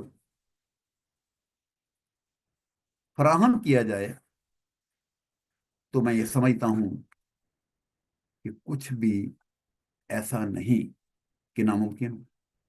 لیکن اس کو نا حقیقت آشکارا کرنے کے لیے ہمارا اتحاد ہی اصل ہے. اس کو اس اتحاد کو اجاگر کرنے کے لیے، دنیا کے سامنے پیش کرنے کے لیے ہمیں ضرورت ہے میڈیا کی. اور میڈیا کا استعمال جہاں بھی درست طور پہ ہوگا وہ مسلم ریاستوں کو ایک دوسرے کے قریب لانے میں، بلکہ ایک مومن کو ایک مومن بنانے میں بھی ایک بہت بڑا کردار. اب اگر یہ کہا جائے، دیکھیں نا وہ شام میں جو کچھ ہو رہا ہے، انہوں نے یہ نہیں دیکھا شیعہ کون ہے سنی کون ہے، اڑا کے رکھ دیا. تو میڈیا کل بھی ہتھیار تھا، کل بھی اسلام پھیلا تو تبلیغ سے پھیلا، ابلاغ عامہ سے پھیلا، اور آج ایک بہت بڑا ہتھیار ہے. ذہنوں پہ، دلوں پر اثر انداز ہو سکتا ہے. اگر ہم مسلم ممالک میڈیا ڈپلومیسی کو اپنے بہتر ذریعے سے، ایک اچھے ذریعے سے اپنائیں گے، اور ایک ہی سلوگن ہو ہمارا، ایک ہی بیانیہ ہو، ایک ہی نعرہ ہو، تو میں نہیں سمجھتا کہ آج بھی یہ سب کچھ ممکن نہیں ہے. بلکہ میں تو بقول اقبال یوں ہی ہے نا کہ نہیں ہے نا امید اقبال اپنی کشت ویراں سے، نہیں ہے نا امید اقبال اپنی کشت ویراں سے ذرا نم. اور وہ نم کون پیدا کرے گا؟ وہ میڈیا پیدا کرے گا. میرے ہی خیال میں وہ نم سب سے زیادہ اگر پیدا کر سکتا ہے کہ ذرا نم ہو تو یہ مٹی بڑی زرخیز ہے ساقی. تو یعنی یہ اسلام ہی ہے. اب آج کل اگر بات کی جائے خواتین کے حقوق کی، تو وہ حقوق جو اسلام نے فراہم کر دیے، آج کا مغربی جو کلچر ہے وہ سوچ بھی نہیں سکتا. آقا صلی اللہ علیہ وسلم نے خود فرمایا، ترمذی شریف کی حدیث ہے کہ تم میں سے بہترین وہ جو اپنی خواتین کے ساتھ بہترین سلوک کرے. یہ ان کے لیے بہترین ہے کہ جسے اس کی بیوی بہترین کہہ رہی ہے وہ واقعی بہترین ہے، اور جسے اس کی بیوی بہترین نہیں کہہ رہی، اس کی وہ بہتری میں پھر کچھ معاملات دوسرے آ جائیں گے. تو گھر سے آغاز کر لیں، گھریلو تعلقات، معاشر بھی ایک اکائی ہے نا. سب سے پہلا یونٹ گھر، گھر سے محلہ، محلے سے علاقہ، علاقے سے ٹاؤن، شہر وغیرہ وغیرہ وغیرہ. تو جب ایک گھر کا ماحول صحیح ہوگا تو یعنی ہر شخص یہ چاہ رہا ہے کہ مجھے اپنے گھر کا ماحول صحیح رکھنا ہے، مجھے کوئی ایسی بات نہیں کرنی جس سے گھر کا ماحول خراب ہو، تو اکائیاں ٹھیک ہو گئی. جب اکائیاں ٹھیک ہو گئی تو لا محالہ یہ بات آگے بڑھے گی. اور جس شخص کا تعلق اپنے قریبی لوگوں سے ہی ٹھیک نہیں ہے وہ دوسرے لوگوں سے کیا صحیح کرے گا. تو آقا صلی اللہ علیہ وسلم کا یہ فرمان بہت ہی اہم ہے کہ اپنی خواتین کے ساتھ اچھے سے اچھا سلوک کیا جائے. تو میں سمجھتا ہوں کہ یہ ساری باتیں میڈیا ڈپلومیسی پہ آتی ہیں کہ اگر میڈیا ڈپلومیسی درست ہے، میڈیا کی سفارتکاری درست ہے، وہ ایک ملک کو دوسرے ملک سے لڑانے کی بجائے انہیں قریب بنانا چاہتا ہے، ایک شخص کو دوسرے شخص سے غلط رویہ اپنانے کی بجائے درست رویے کی بات کرتا ہے. اس میڈیا میں ڈرامے یہ وہ وغیرہ، ہمیں ایک کلچر ڈیولپ کرنا ہے. تو اگر وہ کلچر درست طور پر ڈیولپ کیا جائے گا اور اسلامی تعلیمات وہی قولوا قولا سدیدا کی بنیاد بنا لیا جائے اور یہ سمجھ لیا جائے کہ جھوٹ نہیں بولنا، یعنی ہمیں اپنی ریٹنگ بڑھانے کے لیے وہ کیا ہوتا ہے وہ نہیں کرنا، نہیں کرنی بلا گلا وہ جناب یہ وہ نہیں کرنا اور سیدھی بات سیدھے انداز میں کرنی ہے. تو یہ سب سے بڑا جہاد ہے، یہ سب سے بڑا وہ آقا صلی اللہ علیہ وسلم کا فرمان مقدس ہے نا کہ بہترین جہاد ظالم حکمران کے سامنے. تو ظالم حکمران کے سامنے کون بولے گا؟ میڈیا ہی بولتا ہے نا، کسی فرد کو ذاتی طور پہ تو نہیں. یعنی میڈیا ہی اگر اپنے معاملات کو درست رکھے گا تو حکمران ظالم ہو ہی نہیں سکتے. تو میرا یہی خیال ہے کہ اگر ہم جیسے کہ اس وقت میں شیرو ٹیکنالوجیز کے پلیٹ فارم سے تو ہر فرد یہ سمجھ لے کہ مجھے اپنے معاملات کو درست رکھنا ہے اور میڈیا والے نہ ریٹنگ بڑھانے کی بات نہ سوچیں بلکہ فلاح اور اچھائی بڑھانے کی بات سوچیں تو بات بہت بہتری کی جانب جا سکتی ہے. تو اسلامی تعلیمات کے مطابق ہی اگر میڈیا ڈپلومیسی کو قائم رکھا جائے تو اس میں محبت، انصاف، حکمت کے اصولوں پر مبنی ہونی چاہیے اور آقا صلی اللہ علیہ وسلم اور خلفائے راشدین کی حکمت عملی سے سبق لینا چاہیے اور دنیا کو حقیقی اسلام کا پیغام دینا چاہیے، نہ صرف فرقہ واریت نہیں کہ فرقہ بندی ہے کہیں اور کہیں باتیں کیا زمانے میں پنپنے کی یہی باتیں ہیں.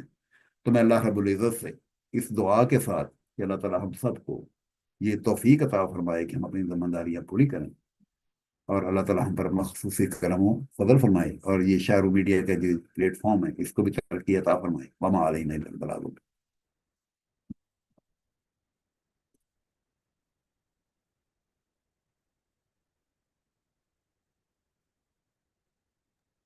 A heartfelt thank you to Dr. Saeed Ahmed Qadri, our esteemed Chief Happiness Officer at Sharu Technologies, for that enlightening keynote speech on the Islamic perspective on media diplomacy.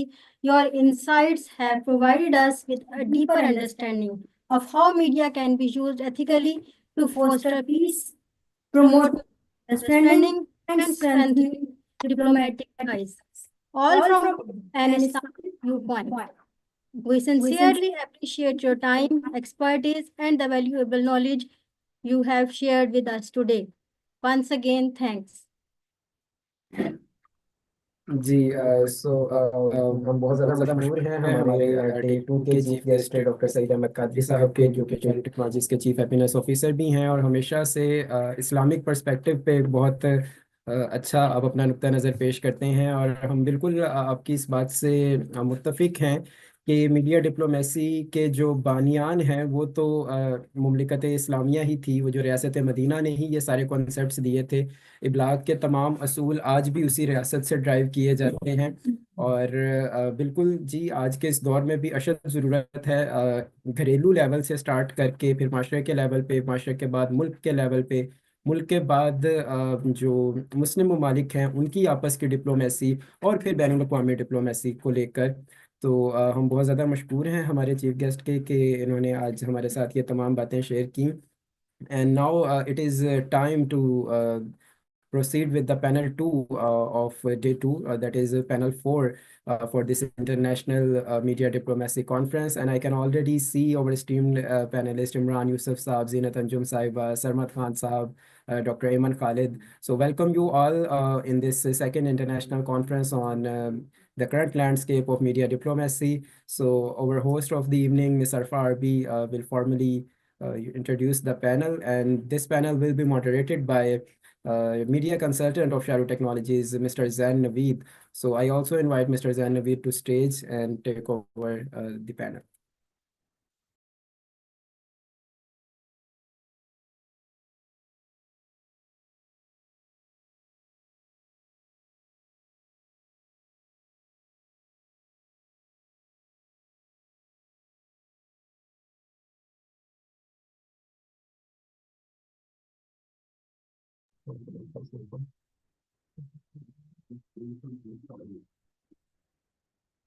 Now we move forward to our second panel of the day, titled Transparency and Accountability in Digital Media. This panel will explore the critical importance of transparency and accountability in the digital media landscape, especially in an era where information spread rapidly and often without proper verification. Our expert panelist will discuss the ethical responsibilities of media platforms, the challenges and the role of accountability in maintaining public trust. The session will be moderated by Zain Naveed, media consultant at Sharu Technologies. We are excited to hear his insights and guidance through this crucial discussion. Let's dive in. Mr. Zain, the floor is yours. Assalamu alaikum everyone, and I welcome all of the guests here in the panel 4, which is transparency and accountability in digital media. And I'm the moderator of this panel, and I welcome all of my guests. Whom should I introduce again? Mr. Sarmat Khan from UK, Special Financial Correspondent, Zamana News, London. From London, thank you, sir, for joining us. Miss Zeenat Anjum, co-founder 𝐷G brand consultant as well.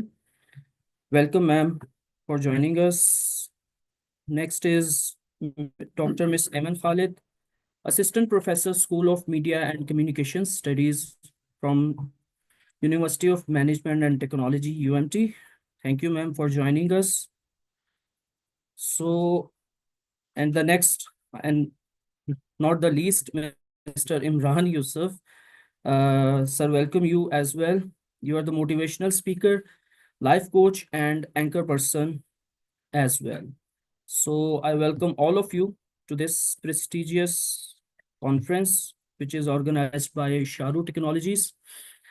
And I should start from Mr. Sarmat Khan. Sir, am I audible to you? Right. So, sir, I want to ask you the question. So, what steps can media platforms take to ensure greater transparency in their algorithms, content moderation policies, and advertising practices? So, the floor is yours, sir.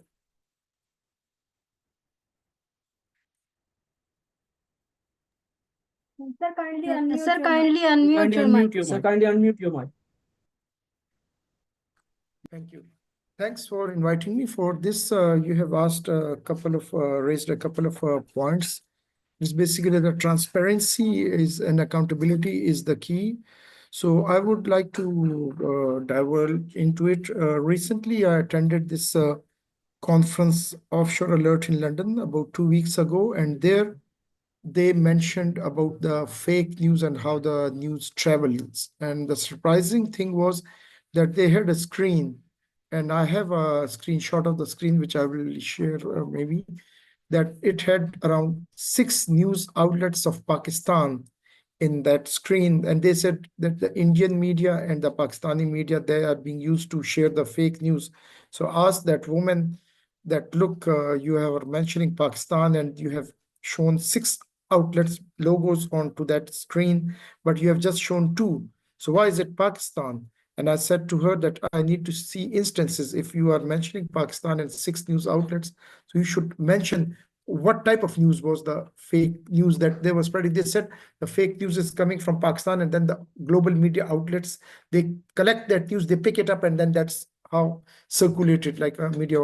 But the accountability which I feel is that we have to be ethical, and we have to see that the news is authentic and genuine. Nowadays, the problem is that there's so much influx of the news that we don't know. We can't realize which news is correct, which news is not correct, which is fake, which is not fake. And plus, these days, these algorithms you have mentioned. Like sometimes you see in our news item that this is a news. Like recently, I think in the morning, I was seeing that one guy has 12 daughters and he has got them educated as a doctors. And later it transpired today that it was a Khyber Medical College photo with a professor with his students, but it was shown that that guy has 12 daughters. So you see, start the accountability. That's the problem. Like it's not that straightforward, because nowadays everyone is a YouTuber, TikToker, and with a mic and a social media. So it's very difficult to gauge, but this fake news has a very damaging impact. So we have to be careful. The accountability is the key, but how? Because I think we have this PEMRA, but we need to have the digital accountability also. Maybe the PEMRA, I'm not sure whether PEMRA, because I'm not in Pakistan, so I'm not sure how PEMRA regulates the news print, but we have to look into that into detail, how to look into that and accountable. Ethically, we have to be morally responsible for what news item, because the problem is that the news that we gave or that is being circulated, that has a responsibility, but how to fix the responsibility? Like if you see the recent example in the UK, that there were these riots, that there was some killing in London, and then they pinpointed that person to be in Lahore in Pakistan, who had raised that fake news, and that fake news circulated all over the world. So we have to be careful, because the media is a very dangerous thing. So main thing is the accountability, and I agree with you that we have to devise something to make it accountable. Thank you so That's all. much. Thank you so much, sir, for your points, sir. Now, I'll come to Mr. Imran Yusuf. Sir, am I audible to you? Yes, I am listening you. Thank you very much. Mr. Imran Yusuf, am I audible?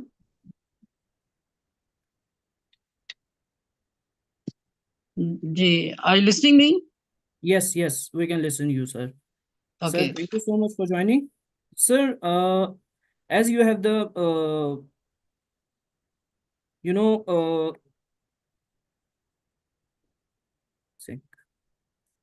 so sir, you have the, you are an anchor person as well and most motivational speaker. So sir, I want to ask you that as Mr. Salman Khan mentioned that the role of PEMRA in regulating the digital media. So what do you think that what steps should be taken by PEMRA to regulate digital media in the current scenario? Okay, thank you. First of all, thank you very much for providing me such a beautiful opportunity. It's a really very good initiative by the Shahrukh Technologies, because I would like to congratulate Hamid Saeed and all the team. He's mashallah, you are doing well. Basically, the topics are very important and very in the current situation of the country. We have to talk very important as an educationist and related with education and serving different schools and universities and colleges as a teacher's trainer and the student. We have obviously a discussion. So it's very important topic. So far is transparency and accountability concerned, and your question, there are different aspects: ethical aspect, political aspects, and social and obviously legal aspects as well. I would like to share my all the things in Urdu, because I am also president of Tehreek-e-Nifaz-e-Urdu. So some people are watching me from my Tehreek. they would it's objectionable for those as well, so I would feel comfortable. Although I think there is international conference, but I would like to share my point of view in Urdu well. Actually ये ना जी जी ये मेरा ना एक ना सिर्फ एक अहम तरीन है कि मेरा जितने भी हामिद सईद साहब जानते हैं, अहम तरीन ये मेरी जिंदगी का मिशन है कि इस वक्त जो मुल्क में करंट सिनेरियो जा रहा है उसमें इसके ऊपर बात करना। मेरा आप जितने भी कॉन्टेक्ट देख लें, फेसबुक है, यूट्यूब है, सब में मैं बात करता हूँ, क्योंकि मेरा ताल्लुक यूथ से है। 30 साल हो गया मुझे एजुकेशन में, स्कूल चलाते हुए बच्चों के साथ हम, और दुख होता है। वो कहते हैं ना, आंख जो कुछ देखती है जुबान पे आ सकता नहीं। इस वक्त जो बहुत ज्यादा जरूरत है अवेयरनेस की, क्योंकि एथिकली हम बहुत पीछे जा चुके हैं। एथिकली हमारा जो है ना इस वक्त बहुत से इश्यूज हैं। हमारी यूथ जो है उसको बहुत से चैलेंजेस दरपेश हैं, तो बहुत ज्यादा जरूरत है इस वक्त इसको रेगुलेट करने की। अभी एज सहाफी मेरा विजिट हुआ पैमरा के ऑफिस पे, और डीजी पैमरा साहब जो उन्होंने हमें, हमारी टीम को सारा वो गाइड किया, और वो कुछ दिखाया जो आमतौर पे वो नहीं देखा जाता टॉक शोज के ऊपर, और सारा वो जो सेंसर हो जाता है। और उन्होंने हमें गाइड किया कि क्या कुछ हो रहा है, क्या कुछ माशरे में आ रहा है। इसके ऑब्वियसली डिफरेंट पहलू है। जहाँ तक आपका रेगुलेट करने का सवाल है, बहुत जरूरी है, क्योंकि इसको एक तरीकाकार वज़ा करना चाहिए। ऑब्वियसली मौजूद है लीगल, इसके तमाम इसके मौजूद हैं, कानून मौजूद है, इम्प्लीमेंटेशन आर्टिकल 21 है शायद सेक्शन का, उसका कि उसके तहत 2-3 लाख से लेके 50 लाख तक जुर्माना, सारा कुछ। लेकिन जरूरत है इम्प्लीमेंटेशन की। जैसे कि सरमद साहब ने बात की कि इस वक्त फेक न्यूज जो है वो बहुत ज्यादा इस वक्त आम हो जाती है, ये माशरे का नासूर बनती जा रही है। और इस वक्त कैसे वो इस तरह से कि इसके ऊपर कत्ल हो रहे हैं, इसके ऊपर माशरे में इतना ज्यादा वो माशरा तबाही की तरफ जा रहा है, और इसके एथिकल पहलू इतने ज्यादा हैं, और पॉलिटिकल पहलू आप देखें कितने ज्यादा हैं कि यहाँ पे नोमई भी हो जाता है, यहाँ पे इस तरह के वाकयात भी हो जाते हैं। हमें इसको 2-3 मुख्तलिफ पहलुओं से देखना होगा। पॉलिटिकल मैं डिस्कस नहीं करता अमित साहब, डोंट वरी, लेकिन मैं इसके जो ना एथिकल पहलू डिस्कस करता हूँ। एथिकली जो ना रिस्पॉन्सिबिलिटी बनती है सबसे पहले तो इदारों की रिस्पॉन्सिबिलिटी मैं क्लियरली कहता हूँ कि उस तरह से नहीं निभाई जा रही। वाई कि फेक मटेरियल मौजूद है, फजूल मटेरियल मौजूद है। आप टिकटॉक देख लें, आपका जो यूट्यूबर हैं वो क्या कुछ कर रहे हैं, आपका भी शादियां होती हैं वो क्या टॉप ट्रेंड बन जाते हैं, आपकी फजूलियात को प्रमोट किया जाता है, आपकी नई नस्ल तबाह हो रही है। उसको पूछने वाला कोई नहीं है, उसको गाइड करने वाला कोई नहीं है। जो अच्छी चीजें हैं, जैसे अब शाहरुख टेक्नोलॉजी ने ये कदम उठाया, कितने लोग देखेंगे? ये 1 बिलियन लोग देखना चाहिए थे। अगर फजूलियात देखने के लिए 1 बिलियन आ जाती है ऑडियंस, तो क्यों अच्छी चीज को प्रमोट करने के लिए 1K भी नहीं आ सकते? तो ये जरूरत इस अमर की है। आपने पैमरा की बात की, यहाँ जो रेगुलेटरी अथॉरिटीज हैं, कानून मौजूद हैं, उसको सख्ती से अमल किया जाए। ऐसी फेक चीजों को, ऐसी फजूलियात पे कदगन लगाई जाए, उनको बैन किया जाए। और आईटी एक्सपर्ट पाकिस्तान जो है ना, दुनिया में बहुत बड़ी तादाद मौजूद है यूथ की। आई थिंक 3-4 नंबर पे आता है इस वक्त आईटी में दुनिया में, अगर मैं गलत नहीं हूँ। मेरी आप तस्दीक फरमा सकते हैं। लेकिन उनसे काम लें। आप उन जो यूनिवर्सिटी से निकल रहे हैं, मैं हजारों लोगों को ऑनलाइन जानता हूँ, और बीसीओ को मैं फिजिकली जानता हूँ। बच्चे जो इस वक्त जॉबलेस हैं आईटी के बाद, उनको जॉब नहीं मिल रही। शाहरुख टेक्नोलॉजी से बहुत बेहतर आप लोग वाकिफ होंगे। तो उनसे काम लें, उनको छोटे छोटे टास्क दें। वो एआई का यूजेज करके, दूसरी टेक्नोलॉजीज का यूज करके इदारों की हेल्प करें।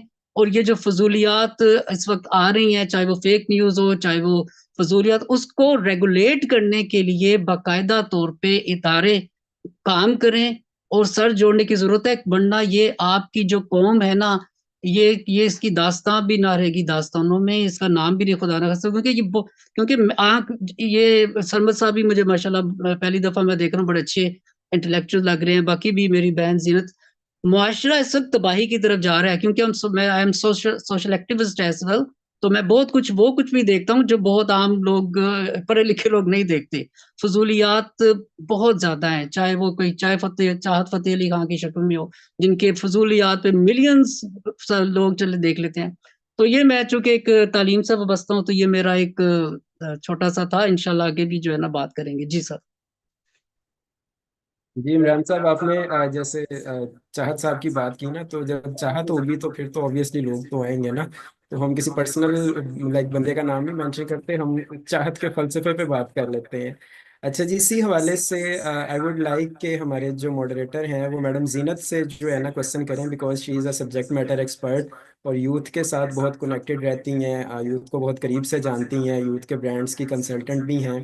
So I think she can add a lot of value on the same question. And if the moderator want to ask any other question, so please, floor is yours. جی sure ma'am. Zeenat سے وہی question جو ہے وہ میں تھوڑا سا different way میں، جیسے کہ سر عمران صاحب نے جو ہے وہ مینشن کیا میم، تو کہ آج کل فضولیات جو ہے وہ زیادہ تر دیکھی جا رہی ہیں. ٹھیک ہے، تو میرا کویسچن آپ سے جو ہے وہ یہ ہوگا کہ ڈیجیٹل میڈیا پلیٹ فارمز پر ایسے نقصان دہ مواد کے لیے، یعنی ایسا جو کنٹینٹ بنایا جا رہا ہے، ٹھیک ہے، اس کے لیے کس کو جواب دہ ٹھہرانا چاہیے؟ ٹھیک ہے، پلیٹ فارم کو، مواد بنانے، کنٹینٹ بنانے والے کو، ٹھیک ہے، یا جو ریگولیٹری اتھارٹیز ہیں، ریگولیٹری ادارے ہیں، ان کو اس کے لیے رسپانسیبل ہونا چاہیے. سو کس کو رسپانسیبل ہونا چاہیے ایسے مواد کو کنٹرول کرنے کے لیے؟ کس کو جواب دہ ٹھہرانا؟ سب سے پہلے تھینک یو سو مچ جزاک اللہ فار دس کوشچن. میری آواز آ رہی ہے آپ لوگوں کو؟ یس میم. یس میم. چلے پرفیکٹ ہے، پرفیکٹ ہے. اچھا، جب ہم ٹرانسپیرنسی اور اکاؤنٹیبلٹی کی بات کرتے ہیں اور کہتے ہیں کہ کس کو ہمیں ذمہ دار ٹھہرانا چاہیے، ہمیں سب سے پہلے جسے کہتے ہیں نا we should seek into our own shadow, we should look into our own shadow. تو جو میں تھوڑی دیر پہلے جوائن کر لیا تھا، تو آپ کے جو شاہرو ٹیکنالوجیز کے جو چیف ہیپینس آفیسر ہیں، ان کا میں نے چھوٹا سا سیشن اٹینڈ کیا. سو ہی واز ٹاکنگ اباؤٹ کس طرح سے ہم اسلامک پرنسپلس کو امپلیمنٹ کر سکتے ہیں. اور میرا بھی اسٹارٹنگ پوائنٹ یہی ہے کہ دیکھیں، ایتھکس کی اگر ہم بات کریں کہ کیا کرنا چاہیے کیا نہیں کرنا چاہیے، it's all been defined in the دین، ان آر ریلیجن. اس کو اگر ہم ایک مذہب کے طور پر ٹریٹ کریں گے نا کہ اوکے یہ کرنا ہے یہ نہیں کرنا ہے، یہ ایک سرٹن رولس اینڈ ریگولیشنس ہے، تو ہم صرف اس چیمبر میں انکلوز رہیں گے اس ریلیجن کے.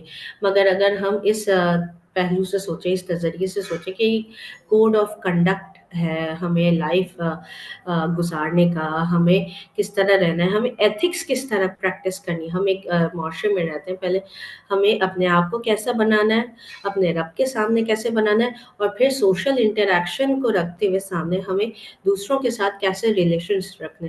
ڈیجیٹل میڈیا تو بعد میں آئے، پہلے it was more about physical interactions.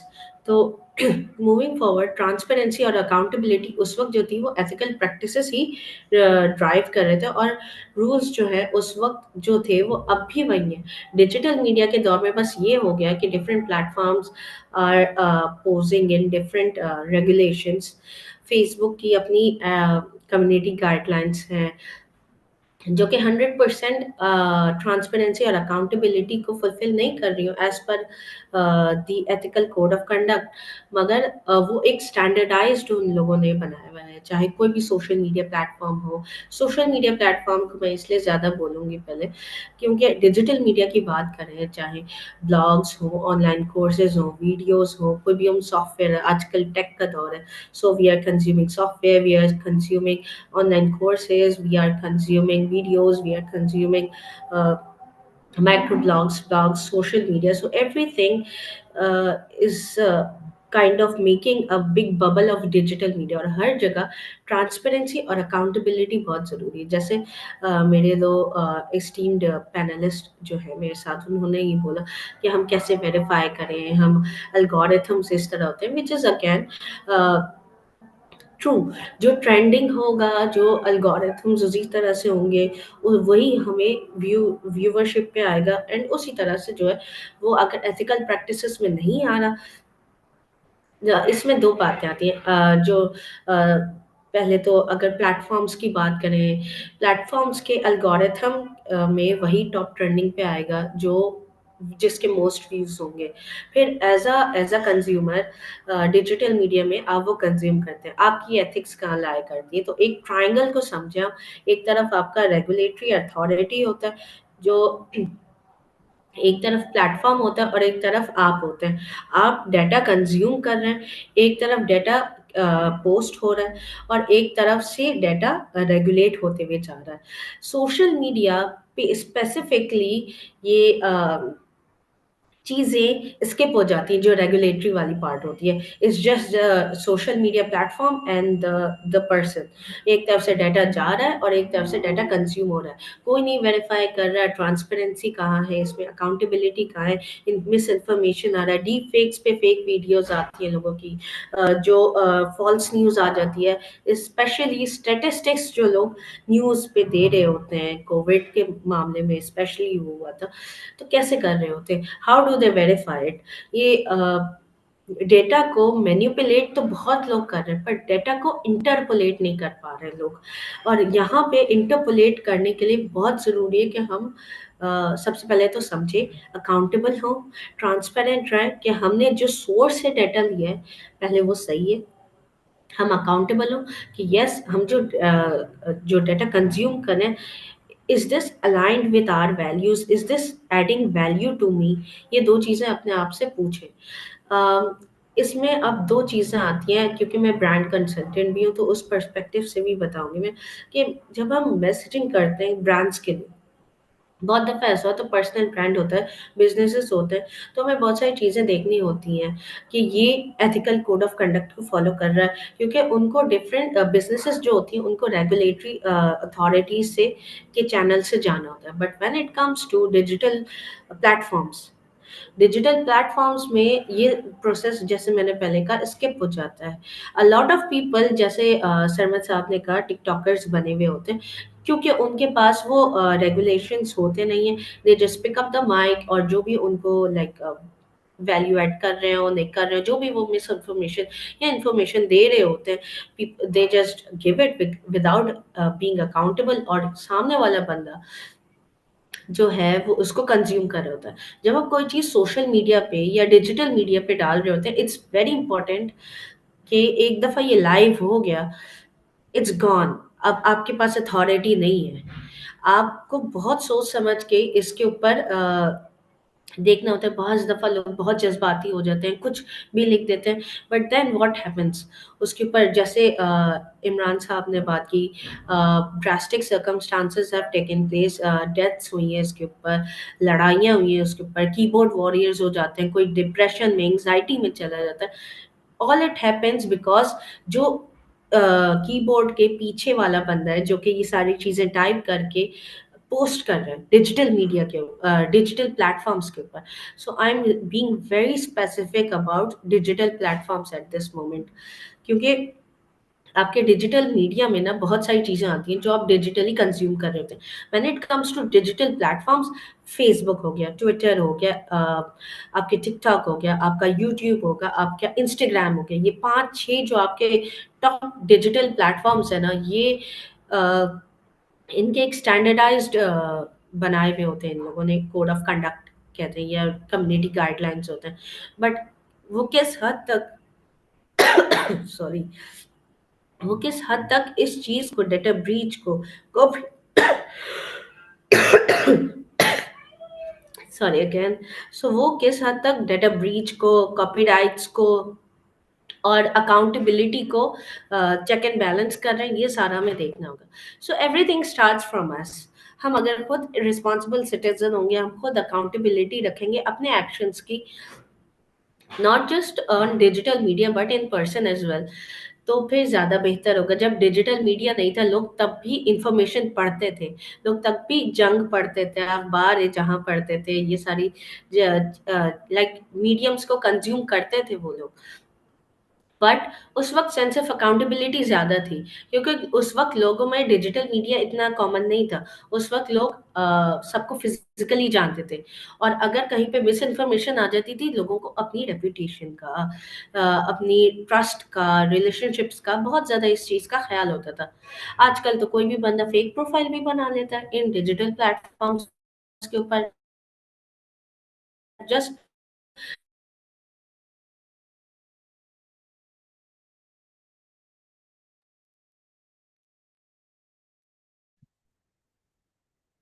I think कुछ कनेक्टिविटी इशू आ गया है doctor Zeenat Anjum ma'am, can you listen us? Okay, I will come to doctor Aiman Khalid. Ma'am sorry आपको इतना इंतज़ार करना पड़ा। Am I audible to you ma'am? Doctor Aiman Khalid? जी, I can hear you. Okay, ma'am. Thank you so much, ma'am, for joining us. So, ma'am, as we are discussing about the transparency and accountability in digital media, so my question to you is, how does the lack of transparency in content moderation impact public trust in media platforms? And what actions should be taken to restore this trust on media platforms? So, ma'am, the Okay. floor is yours. First of all, I would like to talk about the misinformation and the rise of fake news and misinformation in media, especially after 2023, and then most probably after the COVID. Okay, if we talk about the rise of digital media platforms, basically we can have these platforms. They are posing several challenges in the context of national security as well, in terms of misinformation, in terms of rise of fake news, deep fakes. They are all a threat towards the information. One such challenge is widespread creation and dissemination of disinformation. Disinformation and misinformation, they are slightly different from each other. Basically, one is intended to intentionally create some sort of misinformation in the society. We need to study the different tactics, basically those tactics that are targeting the disinformation or diplomacy information, military, economy, finance, intelligence, and lawfare. Basically, these are the five spheres where we can find the misinformation. That when misinformation or disinformation attacks on any one of these sectors, they are quite related to each other.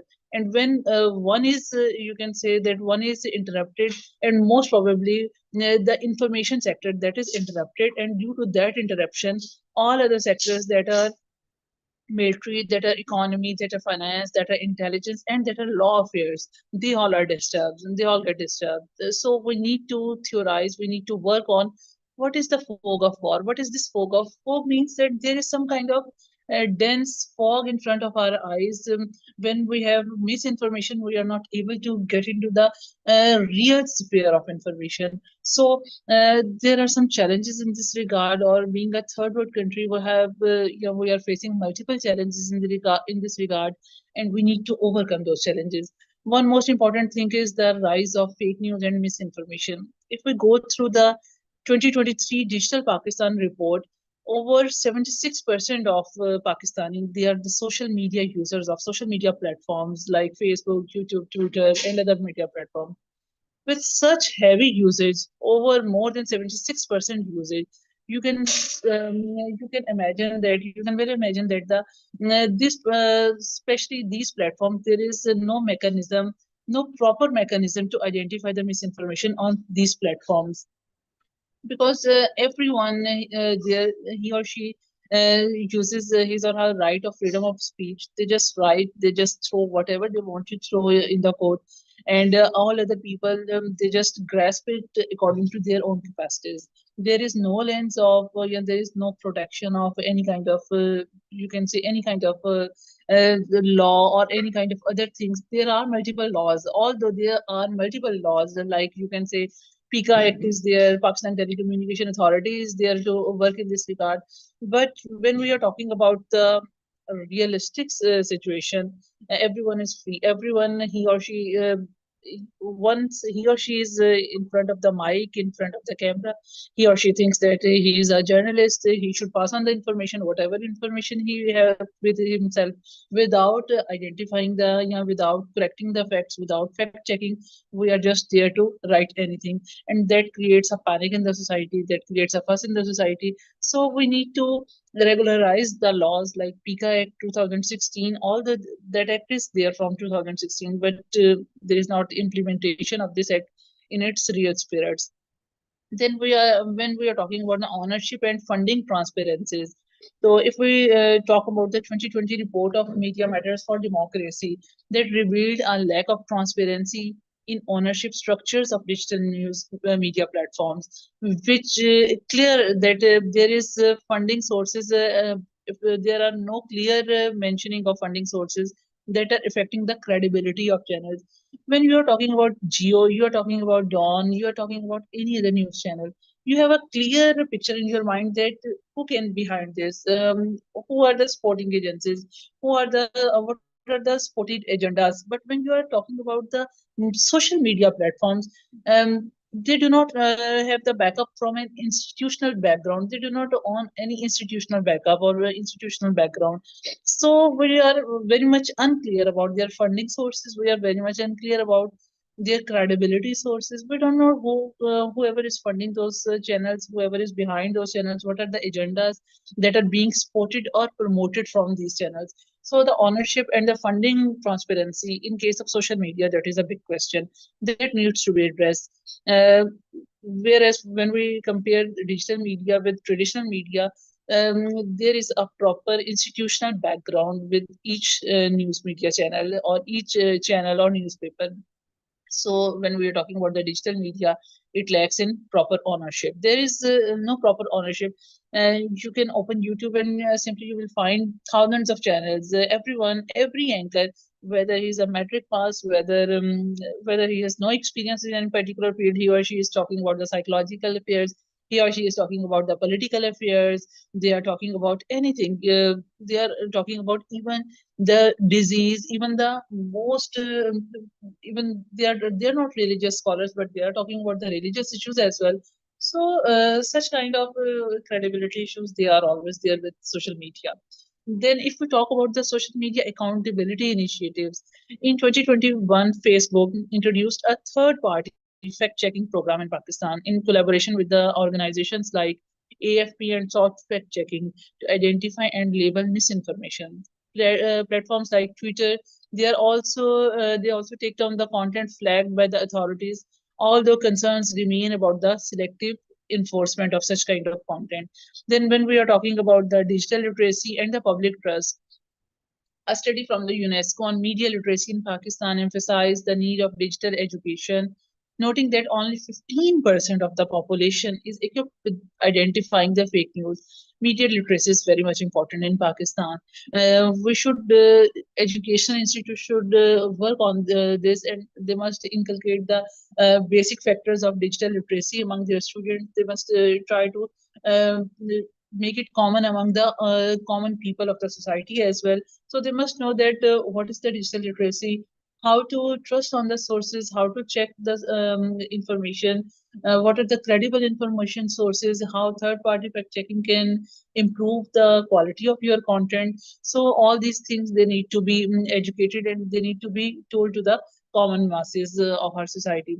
When we take a quite, you can say, or when we try to manage a quite comparison of global and versus Pakistani society, then we can find that globally, European Union Digital Services Act 2022 mandates transparency on algorithms, content moderation, and ad targeting. Pakistan can adopt also the similar frameworks to balance the regulations and the freedom of expression. They can also copy the this particular model that is the European Union's Digital Services Act, and they can also inculcate in it in the Pakistani society. Countries like India, Malaysia, they have introduced strict content regulation laws to hold the platforms accountable, although this has sparked debates on the censorship.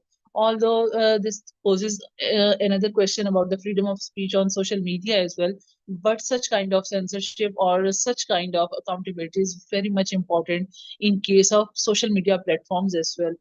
We cannot let them open, we cannot leave them as an open space for everyone to talk about anything without any particular knowledge or background, because ultimately this will create many problems. Thank you so much. If you have any question, you can raise. Thank you. Yeah, Dr. Aman, I have one question and I would like to ask you, and I think Sarma Khan can also add some value in this question.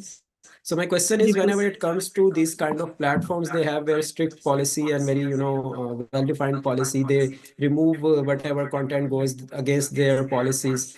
Like if we talk about some martyr from Kashmir or Palestine, they simply remove our post. But whenever it comes to Islamophobic post and the post what we dislike and we appeal them, we report that content. Doesn't matter how many times we do it, they say that this content is safe, it does not go against our community standards. So don't you think that it raises a question on their community standards itself? Exactly, your question is very much appreciable. Basically, this is not related. This is not something related to fact checking.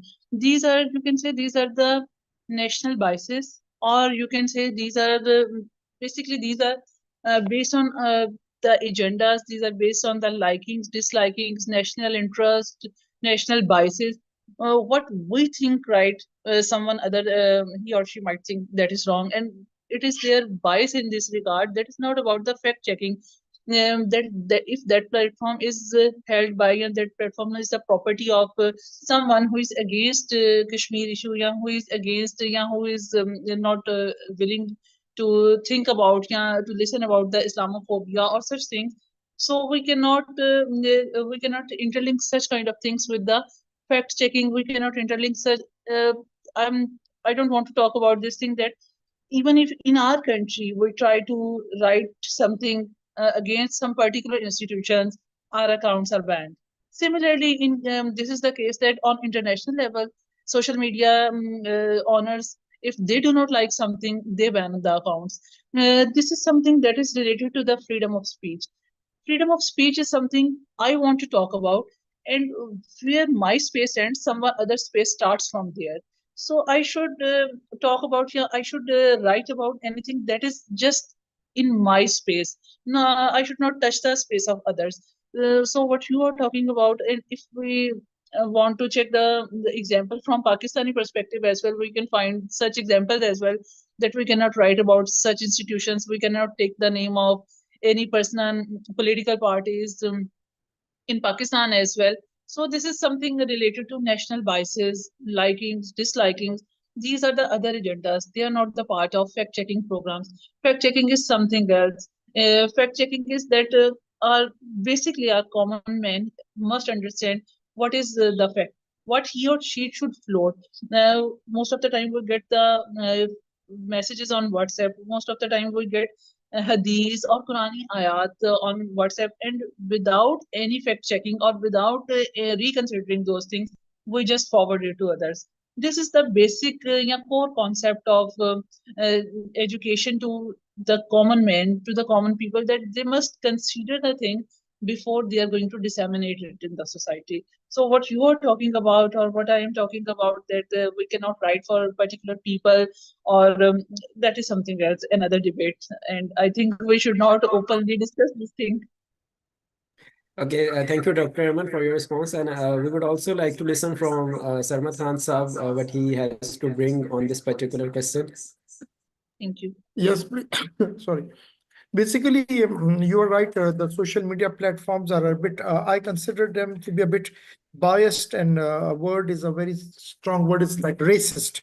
They are biased and racist. Unfortunately, certain names that you use, like K, P, and I, the things that starts, I won't name it, K, P, and I, the names.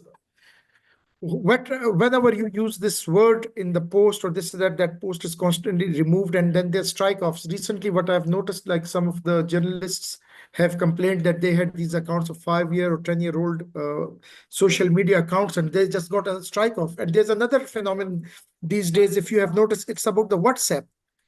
some of the WhatsApp for business and some of the WhatsApp numbers are being shut down by the WhatsApp that no, you are not following the community standards. You are like spamming. They're saying you are like spamming, or you are just doing the basically you are just doing the various posts.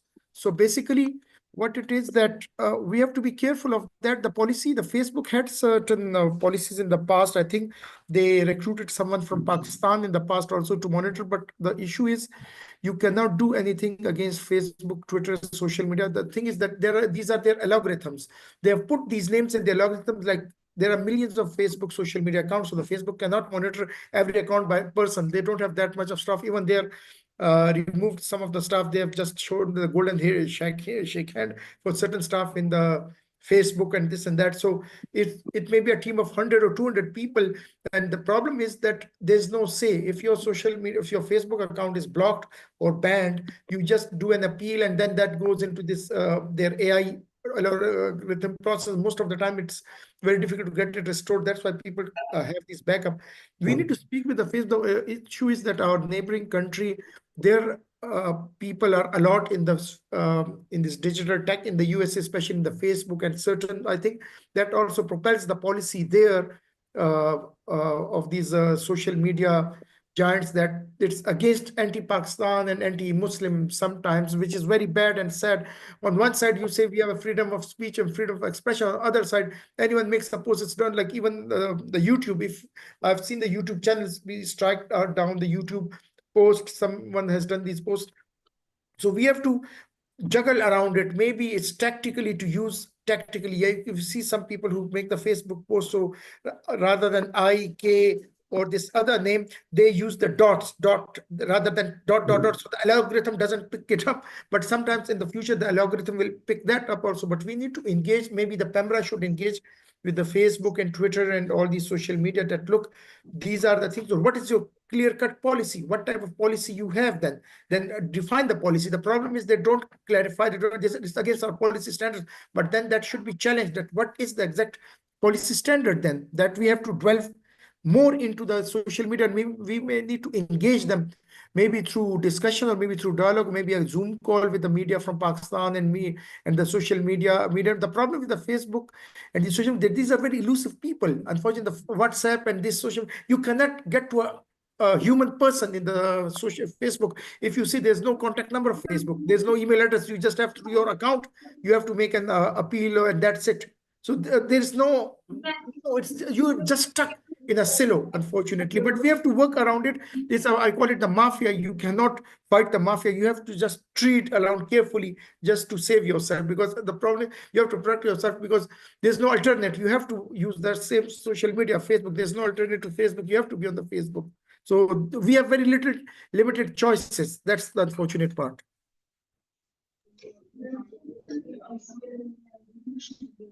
Thank you very much, Sarma Saab. Yes, this is exactly what is the scenario is, and Dr. Amar also rightly mentioned it. So our esteemed panelist Zina Tanjum, she had been to US recently for Tech Women program. So Ms. Zinat, you visited certain social media offices. I believe you were been there at LinkedIn and maybe at Meta as well. So what do you think that how can we improve this certain scenario? How we can, reduce these Islamophobic kind of ideas there in US, especially in the social media context and other.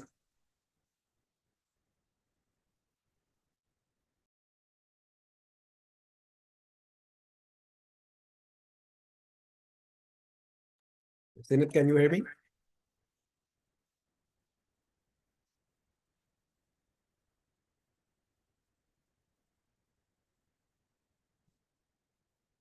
Okay, I think Zinat has some internet connectivity issues. Meanwhile, I can see Mia Abdul Rashid Saab has raised his hand.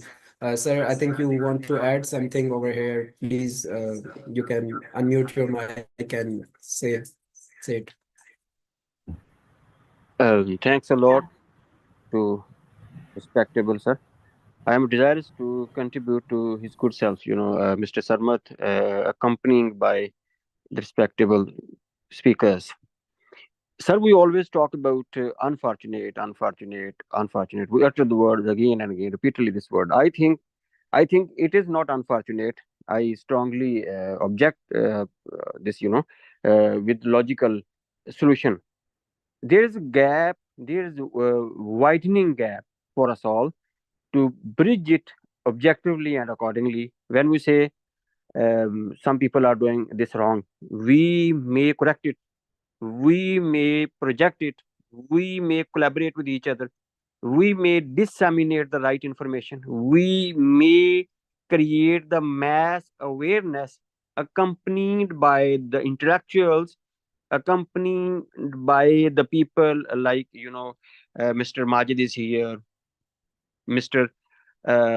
Host is here, the company is here, the successful people are here who have done wonders in the world, like NetSol chief, who always talk about his lucrative opportunity that was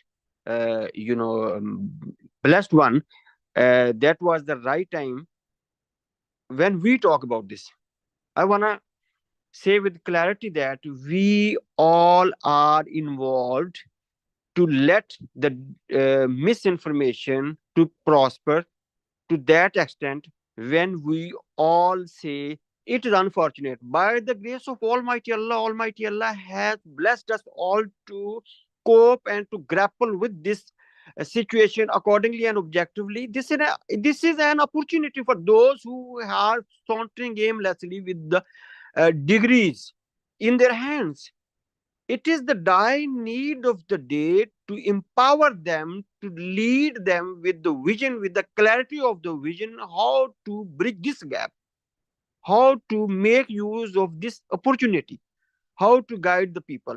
I have a simple embedded series of questions for all of you as intellectuals to kindly address this issue objectively. I would love to listen to you people. Thanks a lot from my side. Thank you very much, sir, for adding these notes. And we were, stuck with the internet Yeah. issue. And Zeenat Anjum wanted to share her experience about tech women in US. So Zeenat, floor is yours. Please go ahead. So first of all, thank you for this question. Um, so I consider myself very fortunate. In 2019, I went to the US as a Tech Women Fellow under tech women fellowship programme Pakistan से जो है वो hand pick करके कुछ लोग जाते हैं and there they explore different Fortune 500 companies वहाँ पे डिफरेंट वो जो CRMs की कंपनीज होती हैं, सोशल मीडिया की कंपनीज होती हैं, प्लेटफॉर्म्स होते हैं, Google itself and search engines जो दूसरे होते हैं, उन सबको हम थोड़ा सा विजिट कर सकते हैं. We can understand more about their operations, keeping in view that if we are doing something similar in the home country, that is Pakistan. Sorry. So I was fortunate कि मैं Facebook गई. So I would again say it's Meta with three big buildings, Facebook, Instagram, and WhatsApp. And then I went to LinkedIn as well. YouTube पे भी मैं I think गई थी. So it was a very good experience.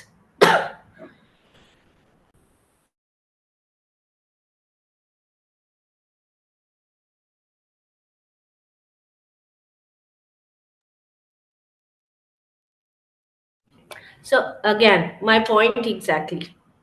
Sorry for the inconvenience, but my point exactly. वहाँ पे भी मैंने different regulations देखी. अब आप जो बात कर रहे हैं कि regulations हमारी unfortunate है, sorry कि biasness है या नहीं है, देखिए we are on their platforms. उन्होंने हमें नहीं बोला था कि हम account बनाएं. We are on their platforms, Facebook, Instagram, and different platforms. So we need to follow their regulations. If you have different set of regulations, या हमारे पास कोई different code of conduct है, then we need to kind of navigate that and we need to make our own platform.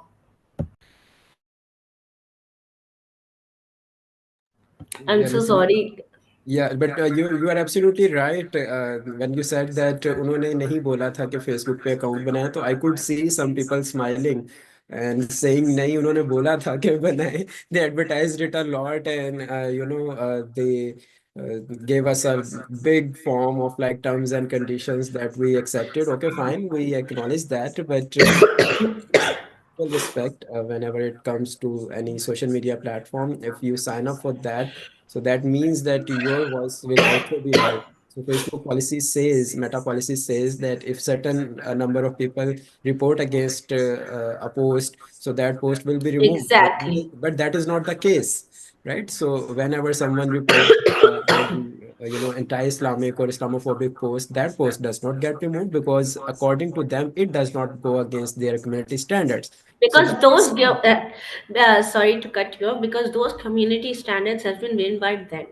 देखो yes. उनकी community standards में, हमारी community standards में, उनके कोड ऑफ कंडक्ट में, हमारे कोड ऑफ कंडक्ट में बहुत सारी चीज़ों का फर्क है. नाउ इफ वही वाली बात जैसे मिस अमारा बात कर रही थी, if I am not wrong, कि हर किसी को ना अगर फ्रीडम ऑफ स्पीच प्रैक्टिस करनी है, do it in your space. If you think some politician is not doing right or someone's doing wrong, keep it in your mind, keep it in your heart, share it in your close circle only. Don't post it on social media because उसकी accessibility सिर्फ आपके close circle तक नहीं है. It gets shared, then reshared, then reshared, then reshared, and then comes the virality term कि कुछ भी post करें viral हो जाता है. तो वही वाली बात जो हम कह रहे होते हैं, जैसे ये रशीद साहब ने अपने कमेंट जो किया था अभी कि we are all accountable. What we post on social media, जैसे मैंने अभी रिस्पॉन्स भी कहा था, we are all accountable. Once it's out in the social media, it's not in our control. या तो हम अपना एक जैसे कहते हैं ना प्लेटफॉर्म बनाए and we make it tailored according to our own regulations.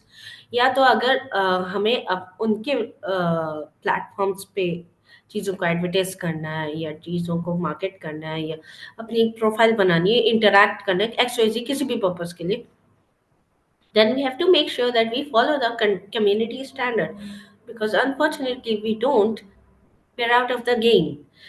So to be in the game, to be in this whole landscape, we have to uh, maintain a very thin line of accountability and transparency and neutrality at the same time. Yeah, Ms. Zinat, you are absolutely right. But let's see it from another lens. So it is kind of saying that if you do not agree with the UN laws, leave the UN and make your own UN. No, it's not that case. We have to amend the UN laws, UN regulations. We need to stay there. We need to raise our voice, and that is diplomacy. Otherwise, the That is diplomacy is out of question. देखिए, no, I completely agree with that, and I did not mean it. That was a sarcastic comment basically कि हर कोई अपना जो है वो platform नहीं बना सकता. If there are masses on one platform और आपके पास देखिए उस प्लेटफॉर्म ने अपने आप को एडवर्टाइज किया that you have to make your account in it and everything. Now if you are getting social accounts का पर्पस क्या होता है, सोशल डिजिटल अकाउंट्स का परफेक्ट पर्पस होता है सोशल इंटरेक्शन करना, बिजनेसेस लेना एंड एवरीथिंग. नाउ जब हम एक्सट्रीमिस्ट टॉपिक्स के ऊपर आ जाते हैं लाइक पॉलिटिक्स या लीगैलिटीज के ऊपर आ जाते हैं, तो दिस इज समथिंग जो कुछ लोगों के लिए हेट स्पीच आ जाती है, कुछ लोगों के लिए फ्रीडम स्पीच आ जाती है. सो जहाँ पे वो थिन लाइन क्रॉस कर रही है ना, we have to just avoid that. Simple. Right. Yes. And meanwhile, I can see Dr. Ayman has shared some very good suggestions, as Ms. Zinat was saying. So she was giving it words. So Dr. Ayman, if you kindly unmute your mic and say it in your own voice and present your own version if you are with us. Otherwise, I'll simply read it out for everyone because the points are really good and well articulated. So Dr. Ayman is saying that we can add it in our curriculum. Yes, this could be one of our takeaway for from day two. And she is also saying that we can execute practical digital skill programs. So yes, Dr. Ayman, we at Shadow Technologies, we are trying our level best to do it, and we are collaborating with government for such kind of initiative. So DigiSkills is one of them. Shadow Technologies is a proud outreach partner for that initiative, educating millions of Pakistani youth in such practical digital skills. And thirdly, Dr. Ayman said that nationwide digital literacy campaign on social and traditional media is very crucial. So yes, again, Dr. Ayman, I totally agree with you, and that's what Ms. Zinat Anjum was saying. So now I guess we should move towards the next question in this panel discussion, and it is right time to ask the final question and conclude this panel discussion because we are also running short of time. Over to Zainul sir. Thank you, Mr. Hamid. So, Mr. Sarmat, I want to ask you about that. What role should governments play in ensuring the accountability of digital media platforms? And in addition to that, I want to ask you that what UK government is taking actions about ensuring the transparency in digital media, and can you compare it with the Pakistani media and Pakistani government and the UK government as well? Yes, a very good question about the accountability is that we all have to be ethical, and we should be truthful and honest with whatever is the news. The accountability is the government, but the issue is that now the things are out of control of the government. No government can control the social media. Now it's like a dinosaur, and you cannot get it out. Like in 1971 in the East Pakistan, only Urdu newspaper was Daily Pasman. It was the only Urdu newspaper in the whole of East Pakistan, which was later burnt in December. So the news were very restrictive at that time for those speaking people, what was happening there. Only people were listening to BBC. The accountability of, you have mentioned how the government can do. The government can set up, like I earlier spoke, that the PEMRA, we have to encourage PEMRA to evolve, and then it looks into this digital media, some sort of registration, but you cannot have the registration done because it's almost impossible. Like nowadays, if you see every TikToker, every YouTuber, every second person is a TikToker, a YouTuber, a news person. So now you cannot differentiate. Even the newspapers are closing down. Newspapers are becoming digitalized, and in the Pakistan, the print newspapers, I think in the next 5 to 10 years time, they will all vanish. It will all become digital. Those newspapers who cannot, they will just close down. So this is a challenge for the government, and I would agree that the government has a big role to play in the media. The government is like a father for the whole country. So the government needs to play a role, but how that role has to be played, I think we need to have the discussion, like there should be a discussion between the government and the journalists and the media people, how to take that forward. Maybe you, Shahrukh Technology, can take the lead and have some, create some sort of a think tank to engage with the government and discuss with the modalities, how that can be. Self-regulation is one thing, but the government should be involved, because I'm scared of some of the posts. Violence has taken place. People have been murdered because of the wrong post. So you have to be extremely careful. That's why the government regulation is a must. Now I come back to the second question, the UK media. UK media, what it is that UK media is also a relaxed media, but they also have a taboo. They also have a no-go thing, like on their some of the topics they don't touch. In the case of national interest, like for example, I've seen in the media there that some there's a what we call it, there's a media restriction on certain court cases. On certain court cases, there's a media restriction. Even the media does attend it, but there's a restriction from the court that you cannot have this news item, because there was one member of parliament, he was involved in a very bad thing in the UK, but no one knew who was that MP, and everyone was curious. And the media knew the name of that MP who was involved in that bad thing. There was some sort of a case on him. But what happened, that the media was ethical, because why? There's a law of defamation that I would like. There's a law of defamation in the UK, which is very, very extremely strong. That's the problem in Pakistan. One of the things which I'll come to here, we need to have a strong defamation laws in Pakistan, that if anyone who creates a fake news or who accuses someone, any businessman or politician of anything, that can become accountable by the government, by the PEMRA, that, well, you created this news. Now you're responsible to either show the proof, or then you have to regret, or you have to take that news back. In the UK with that MP thing, but then there was the member of UK Parliament, you can speak, and anyone and one of the MP just said the name of that MP there, that this was that MP. But in the UK, the defamation laws are extremely strong. We have recently seen the cases that people have won against the newspapers in the UK, that their name was strongly was mentioned in certain cases or certain issues, and they then challenged that in the courts, and then those the newspapers had to apologize and give them some compensation money. So I think we need to have a proper strong court system, and a PEMRA should be active. And also this defamation laws, we need proper strong defamation laws in Pakistan. I think this menace of the fake news can be controlled or curtailed if there's a defamation law, so that person can be tracked. Okay, you created this wrong news, now you take responsibility. So I think that has to happen. This should occur together. Yes, thank you, sir. You are absolutely right. And Sharu Technologies would love to take a lead in creating a think tank. And that is the purpose of this conference, creating, awareness about these kind of issues. Our team is, Alhamdulillah, consisting of highly qualified researchers and people. So we are all set for taking an initiative of that kind of think tank. And we would love to have people like you on board with us, because it's all about inclusion and diversity, and taking feedback from multiple people, because this makes it more comprehensive, more beautiful.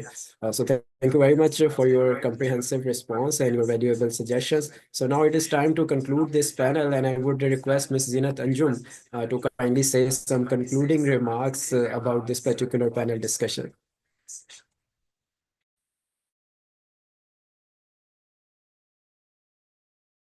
Sorry, I was on mute. So first of all, thank you so much. This has been a very insightful conference. And I think to be accountable, it's very important that we start from ourselves. When we are accountable, I'm so sorry about my cough. So when we are accountable, when we are mindful of our decisions, when we think uh, before posting, when we think very carefully, and we source data from credible sources. हम ऐसा नहीं कि कुछ अच्छा हमें Facebook पे अच्छा लगा, okay, let's reshare without checking its authenticity. या व्हाट्सएप पे बहुत होता है, व्हाट्सएप पे स्पेशली होता है कि जैसे मेरे साथ एक और जो फेलो पैनलिस्ट थी, मिस आमना हमारा, सॉरी, तो वो भी बोल रहे थे that anyone could reshare without checking the authenticity of the ayat that's been posted. इसी तरह कोई भी इंफॉर्मेशन कोई भी डाल सकता है. So everything starts from us. We just need to make sure that we are being transparent. हमने जो data लिया है, that we are circulating on digital media, so the data itself is very credible. We need to have do ethical practices, that is uh, take ownership of the content. क्योंकि जब आप दूसरे का reshare करते हैं ना, बहुत आसान है, ओके उसने फेक किया तो it's not my fault, I trusted that person. Now if इस चीज को थोड़ा सा अलग एंगल से देखें, if you are doing some information and you are posting something and you take ownership for that, when you are in a social interaction digital media ke upar, when people are connected to you, it's more or less about digital interactions. When people trust you, they have kind of connected with you on social media. आपकी खुद एक credibility बनी होती है. Now when you post something, take full ownership of that. ये ownership का sense जब आएगा, तब हम थोड़ी सी अकाउंटेबिलिटी और ट्रांसपेरेंसी को उस पर्सपेक्टिव से देखेंगे. We will make sure that misinformation ना हो, एथिकल प्रैक्टिसेस हो, code of ethical code of conduct follow हो रहा हो, और इसके अलावा ट्रस्ट बिल्ड कर रहे हो. या बिकॉज ऐसी मिस इन्फॉर्मेशन से, बायसनेस से और इम्पर्सनेशन से, ये सारी मिस इन्फॉर्मेशन से, ये सारी फेक न्यूज से हम क्या कर रहे हैं, एक दूसरे का ट्रस्ट ही खराब कर रहे हैं ना. So it's when it comes to human interaction, it's all about trust. So to maintain that trust, we just need to maintain that sense of transparency and accountability. And again, I'm very thankful to Sharu Technologies कि आपने इतना अच्छा conference किया, because not a lot of people are talking about it. Even as a brand consultant बहुत सारे businesses मैंने भी manage किए हैं, बहुत सारे लोगों को मैंने मैनेज किया है, लाइक पर्सनल ब्रांड्स को. And one of the key things is, बहुत सारे एक कहते हैं ना प्रेशर आ रहा होता है कि ओके जस्ट ऐसे कर दें, जस्ट ऐसे कर दें. No, you have to be very mindful. ये चीज़ कल को सही नहीं हुई, so your brand reputation is at stake. Always think you are always at stake on social media. So think about it, be mindful, and बस ये. That's it from my side. Thank you so much.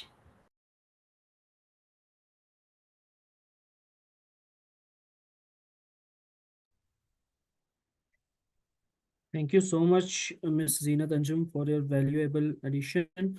I want to now conclude the panel with thanking all of the panelists, Mr. Imran Yusuf, Mr. Sarmad Khan from London, Ms. Zeenat Anjum, and Ms. Dr. Ayman Khalid as well. Thank you all for joining us for this valuable conference. And I also want to thank the whole team Sharu for organizing such an brilliant conference, especially CEO Hamid Said, Mr. Hamid Said Qadri. And now I want Mr. Arfa Rashid to further take the step to closing, sir. A sincere thankful.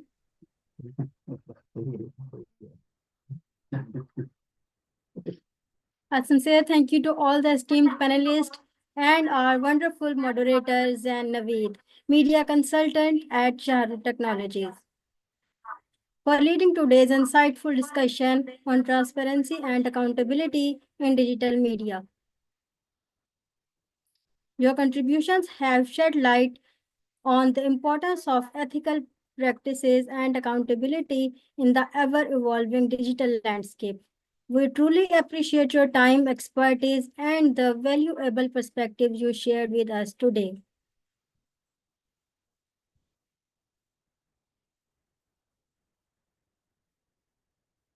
We would like to say heartfelt thanks to our valued partners who support us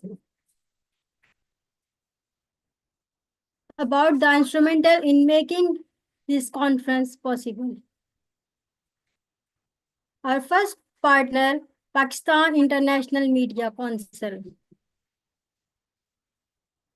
The Pakistan International Media Council is a leading platform that brings together media professionals from across Pakistan to promote responsible journalism and foster global media partnerships.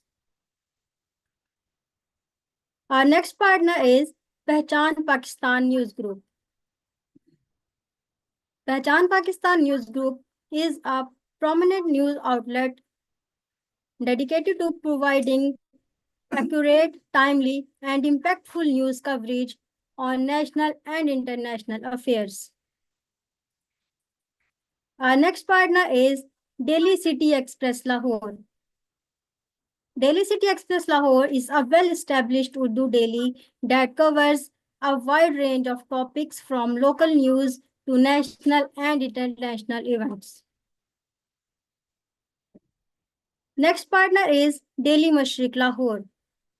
Daily Mashriq Lahore is a respected Urdu language newspaper known from its comprehensive news coverage, insightful reporting, and commitment to serving the public with reliable information.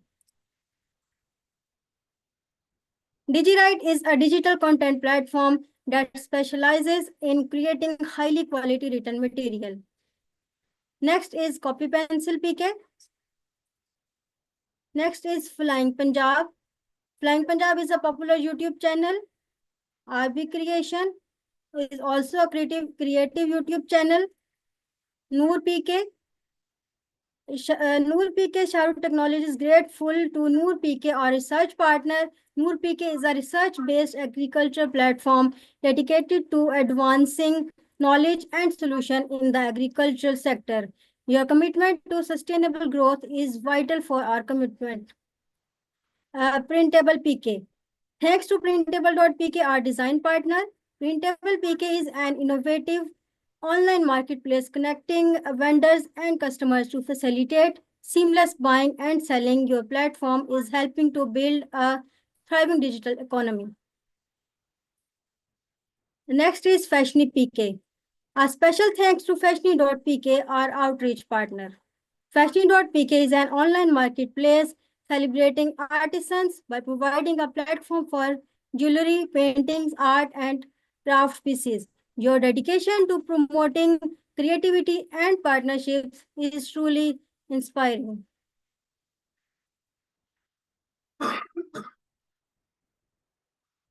Thanks to all your collaboration and commitment have made this event a remarkable experience. Thank you for being an essential part of this journey.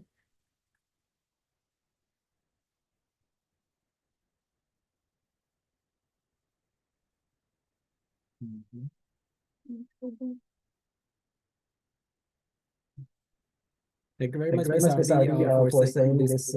Lot of thanks to all our esteemed partners, and we are really thankful to all of them for being a part of this international online conference. Thank you very much to all the esteemed panelists who joined us for day two. And a special thanks to our chief guest for day two, Dr. 𝐂𝐻𝐻 𝐶𝐻, Chief Happiness Officer at Shadow Technologies and Director PK. So we got joined by two different chief guests, two different days. On day one, we had Amar Jafri Sahab with us, who was the former DG at FIA and who is now heading VM 2030 Pakistan. Today we had Dr. 𝐂𝐻𝐻 𝐶𝐻 with us, Chief Happiness Officer at Shadow Technologies and Director PK. So we are really looking forward to have them together in day three and the concluding day of this international online conference. So with that note, I would like to formally close this day two of our international online conference, and I would like to invite you all for the final concluding day three of this international online conference about the current landscape of media diplomacy. We really wish that all of you join us for the last time in this international conference edition tomorrow. So inshallah, we will be live on YouTube and Zoom at 2 p.m. Pakistan sharp, and conference will go up to 5:30 p.m. according to Pakistani time. So we have aligned two panel discussions for tomorrow, and we have two keynote speeches also aligned for tomorrow. One is from Professor Dr. Ahmed Saeed, and the second one is from Ahmed Saeed myself. So I'll be talking about the role of youth about media diplomacy. So it will be pretty much inspired by the keynote speech of our chief guest who talked about the role of Islamic perspective in media diplomacy. So that talk will be pretty much inspired from that and a continued form of that speech. So thank you very much, everyone, for joining us today in this international online conference, and we are eagerly waiting to welcome you all tomorrow for the third and the last time in this season. Take a good care of yourself. Have a good day ahead. Allah Hafiz.